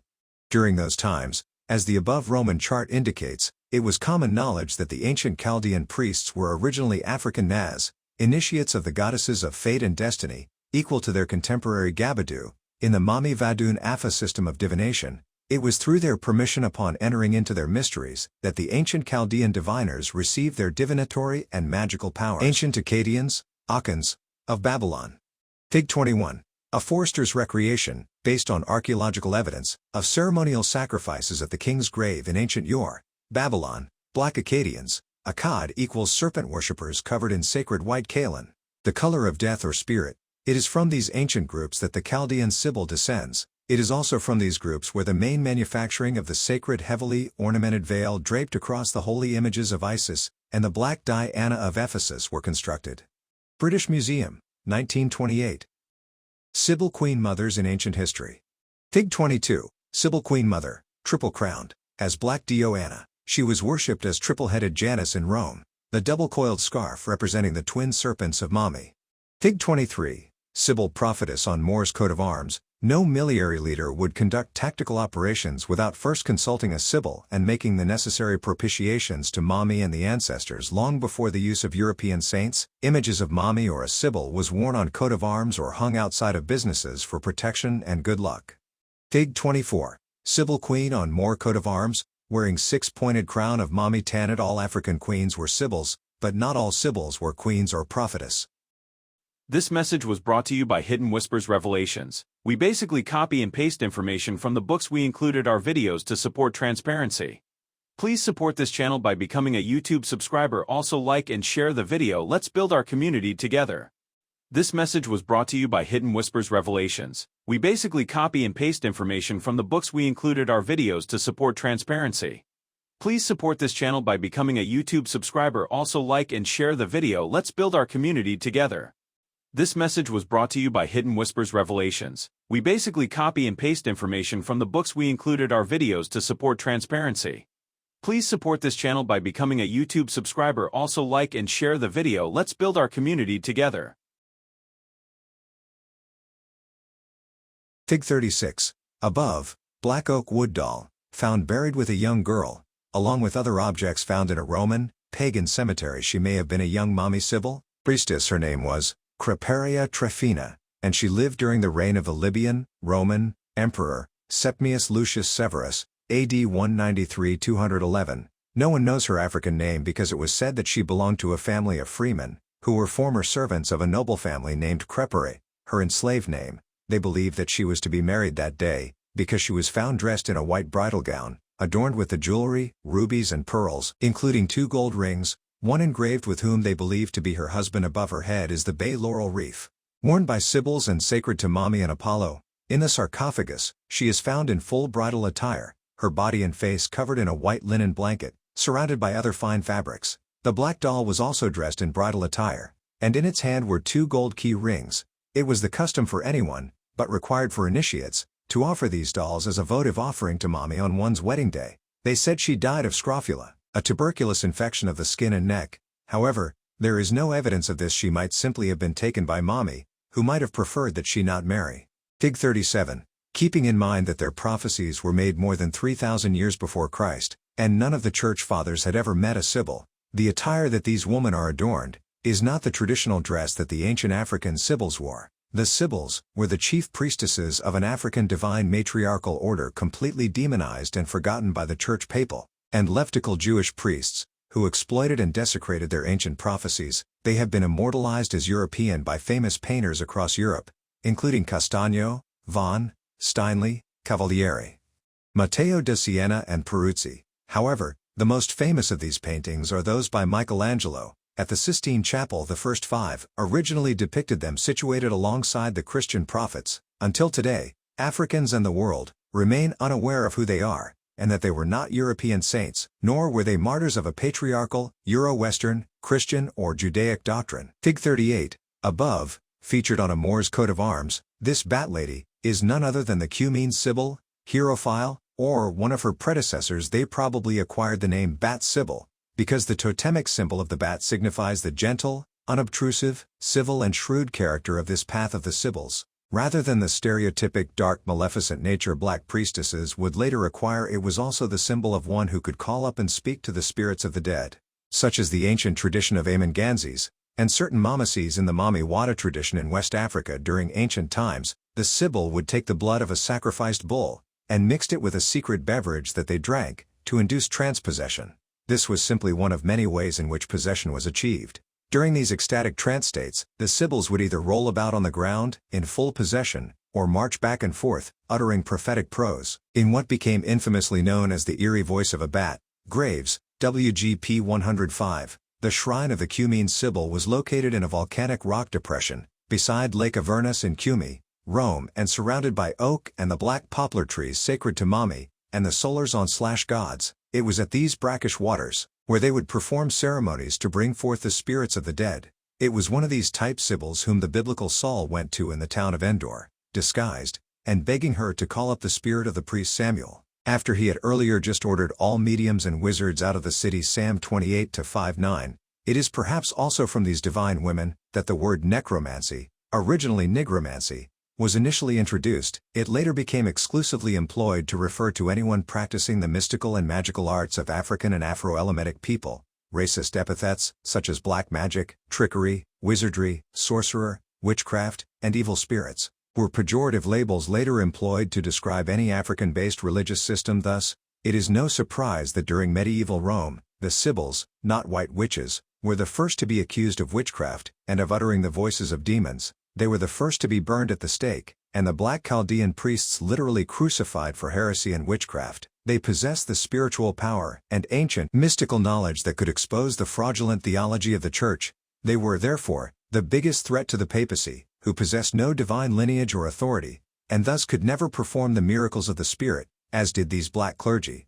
However, today these special priestesses are called Amanganzi, and the tradition of their ancient mothers of calling up the spirits of the dead and other divinities is still extant in the Vadun and Mami-Wata religions in West Africa and in the diaspora. Sibyl Sorceress. Figure 39. 7 BC? Mosaic entitled Women Consulting Sorceress. The women are wearing masks, according to museum description. However, their faces appear to be covered in the African traditional white aliyah, kaolin. The sorceress is clearly a Sibyl, depicted in usual Gorgon style, as the old black hag. It is interesting to note that the Old English word for hag is serpent in Mami-Wata Vadun. A queen priestess over 50 is honored, feared, and respected with the title of Akovi above. She holds the sacred wine and maize beverage. This beverage was served in a silver chalice, and drank to induce trance-possession by some Python priestesses. Notice also the legendary bay laurel garland on the table. Sacred to Mami, and eaten before performing divination. Similar rites are still performed in Vadun and other African branches. These kinds of paintings were as much political as they were racist. After the Roman conquest of Pompeii, Rome continued their campaign of discrediting the black pagan traditions and replacing it with Christianity. However, the Romans were very much pagan and secretly enjoyed and participated in many African religious festivities. Pompeii, Villa of Cicero, Naples, National Archaeological Museums. It was widely rumored that it was actually the Sibyls who invented the alphabet. This was achieved, legend has it, by them writing down the prophetic voices that they heard onto laurel or palm leaves, while in a self-induced trance. So widespread was this belief that Roman poet, Virgil, 1970–2019 BCE, hailed as one of Rome's greatest poets, immortalized it into poem, below Virgil's Ode to the Sibyl of Cumae. Arrived at Cumae, when you view the flood of black Avernus, and the sounding wood, the mad and prophetic Sibyl you shall find dark in a cave and on a rock reclined. she sings the fates, and in her frantic fits the notes and name inscribed to leaves. Comets. What she commits to leaves, in order laid, before the carven's entrance are displayed, unmoved they lie, but if a blast of wind without or vapors issue from behind, the leaves are borne aloft in liquid air, and she resumes no more her liquid care, nor gather from the rocks her scattered verse, nor sets in order what the winds disperse. Thus many not succeeding, most upbraid the madness of the visionary maid, and with loud curses, leave the mystic shade. The unholy African mother? The papal wars against Mommy Isis and the mystical power of African women. Fig 40. This Sibyl, demonized by the Church as Eve, can be found copulating with a serpent, on the church arch of Eu, located in Haute-Garonne, a region of France. Degrading images such as these were displayed at more than 60 churches throughout France and were actually preemptive strikes against their powerful rival African temples of Mommy Isis, whom the people were more devoted. The war waged for the destruction of African and African-influenced mystery schools by the growing Roman authorities was met with great resistance throughout the world. Toulouse Museum. By the 1500s and 1600s, the war on African religious culture and clergy continued to be an important central target of Vatican authorities. Its primary aim was not only to colonize and to pillage Africa, but also to destroy and obscure the direct ethnological, theological, cultural, and linguistic link to their own sacerdotal knowledge, which they knew originated in Africa. The divine, serpent deity was central to African matriarchal, oracular tradition. It, not being indigenous to European culture, only served to further perpetuate and to make believable the fantastical lies and myths of bizarre orgies, dark rituals, and African debauchery perpetuated by the Church. Over time, all of Europe began to formulate a white racial identity based upon specific phenotypic, outer physical, characteristic. One of the indicators of pure Aryan blood was not to possess a lineage of any Taurian, meaning black, blood in one's vein. The Taurians in Europe were identified as those serpent worshippers who introduced the Mommy Isis tradition into Rome and Ireland. So connected were the Nagas, serpent worshippers, with the colored races, that it became almost the exclusive litmus test for Aryan purity. And prejudiced were they against them that in 1865, James Ferguson, Esquire, in his research on serpent worship, comments that, "We have not in Germany, as we find in Greece, any traces of that underlying race of less intellectual Turanians who seem everywhere to have been the serpent worshippers, all the world over." Ferguson, James, Esquire, FRS, MRAS, Tree and Serpent Worship Illustrations of Myth and Art in India, in the 1st and 4th centuries after Christ. London, India Museum of London, 1868. The European peasantry, by now in utter ignorance, were just recovering from the Dark Ages, a deliberate condition, orchestrated by the Church Papals to render Europe free once and for all, of all African and Asian influence. They ordered the pillage and then destruction of all of their temples, mystery schools, universities, and libraries. African and other clerics were tried for heresy. Many were crucified, burned, or murdered, catapulting Europe into abysmal darkness for more than 500 years. Now, with the memory slate of new generations of peasants wiped clean, it became convenient for the Church to perpetrate its brand of Christianity onto the unsuspecting, ignorant masses. They were even more successful in convincing all of Europe into believing and perpetuating the stories circulated by the inquisitors, explorers, and Jesuits concerning African serpent-centered religious practices, particularly those of the fiercely autonomous African priestesses, whom they referred to as immoral, temple prostitutes, condemned so bitterly by the Hebrew biblical patriarchs. In one propagandistic campaign, the following rumor was widely believed and became a popular folk chant. At night, the men and women, as well as the Sibyl, turn into horrifying snakes. And whoever wants to enter the cave must first share lascivious pleasures with those revolting serpents. Europe was finally free. Areas where some vestiges of Sibyl or Isis tradition remained, those worshippers fell prey to ostracism, violence, and ridicule. One major object of their wrath was a Sibyl in Norcia, Italy, who apparently refused to relinquish her divine rights or to submit to papal control. She became the townfolk's quintessential black victim, and often harassed and taunted with the above chant. She was taunted and jeered as a crazed, wretched parasite, who held orgies with animals, particularly the serpent. This stereotypic, racist, Euro model of African spirituality serves not only to justify African and diaspora oppression and underrepresentation in the global and political markets, but more importantly, it serves to obscure the ecclesiastical origins of the papacy and those of the Virgin. Sibyls. Even today, those African nations who continue to resist conversion will suffer the same fate as Togo, Benin, and Haiti, who dare dignify voodoo as their national religion. Some suspect that this defiant act of ancestral and deific respect may have even cost former president of Haiti, Aristide, his presidency.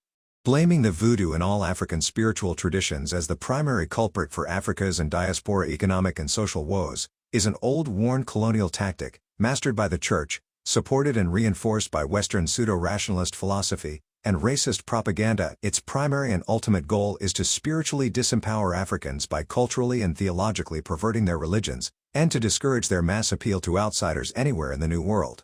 Chief Haunanay-Manganzi Priestess Mama Zog.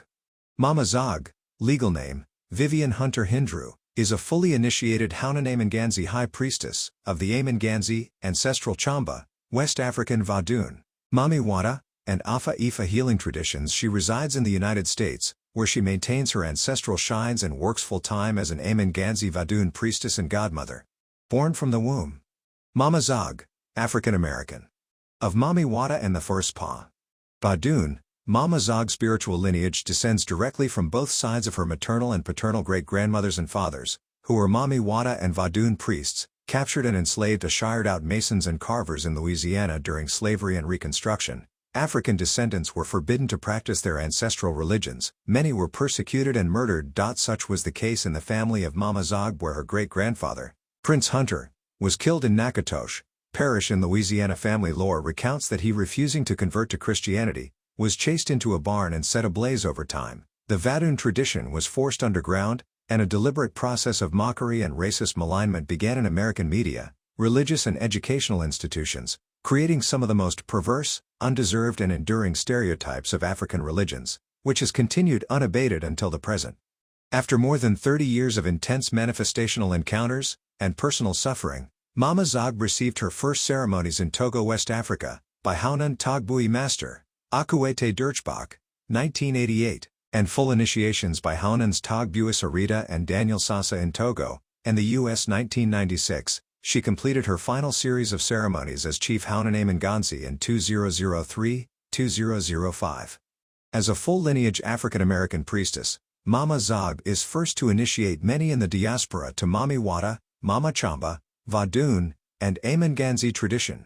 She is a graduate of Chaminade University, Honolulu, Hawaii, 1981, BGS, and Augusta State University, GA, 1995 M.Ed. She is world-traveled, South America, France, Italy, Czechoslovakia, Germany, Austria, Mexico, Ghana, Côte d'Ivoire, and others.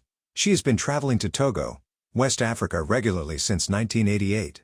Mama Zog is also the founder and president of the first non-profit, Mami Wata Healing Society of North America, Incorporated, formerly Oath, Organization of African Traditional Healers, which recently won a long-overdue victory with the U.S. Library of Congress, in changing the classification of African traditional religions, from the historically derisive label of occult/Satanism to African spirituality, religion, and African American studies. Her hopes that her 2-volume well-researched book, Mami Wata, An Ancient African God/Des Unveiled, can be used as an instrument to shed much-needed history and accurate knowledge on African ancient traditional religions, and their crucial but long-omitted role in laying the theological, ritual, and cultural foundation of the major religions throughout the ancient world. This message was brought to you by Hidden Whispers Revelations. We basically copy and paste information from the books we included our videos to support transparency. Please support this channel by becoming a YouTube subscriber. Also like and share the video. Let's build our community together.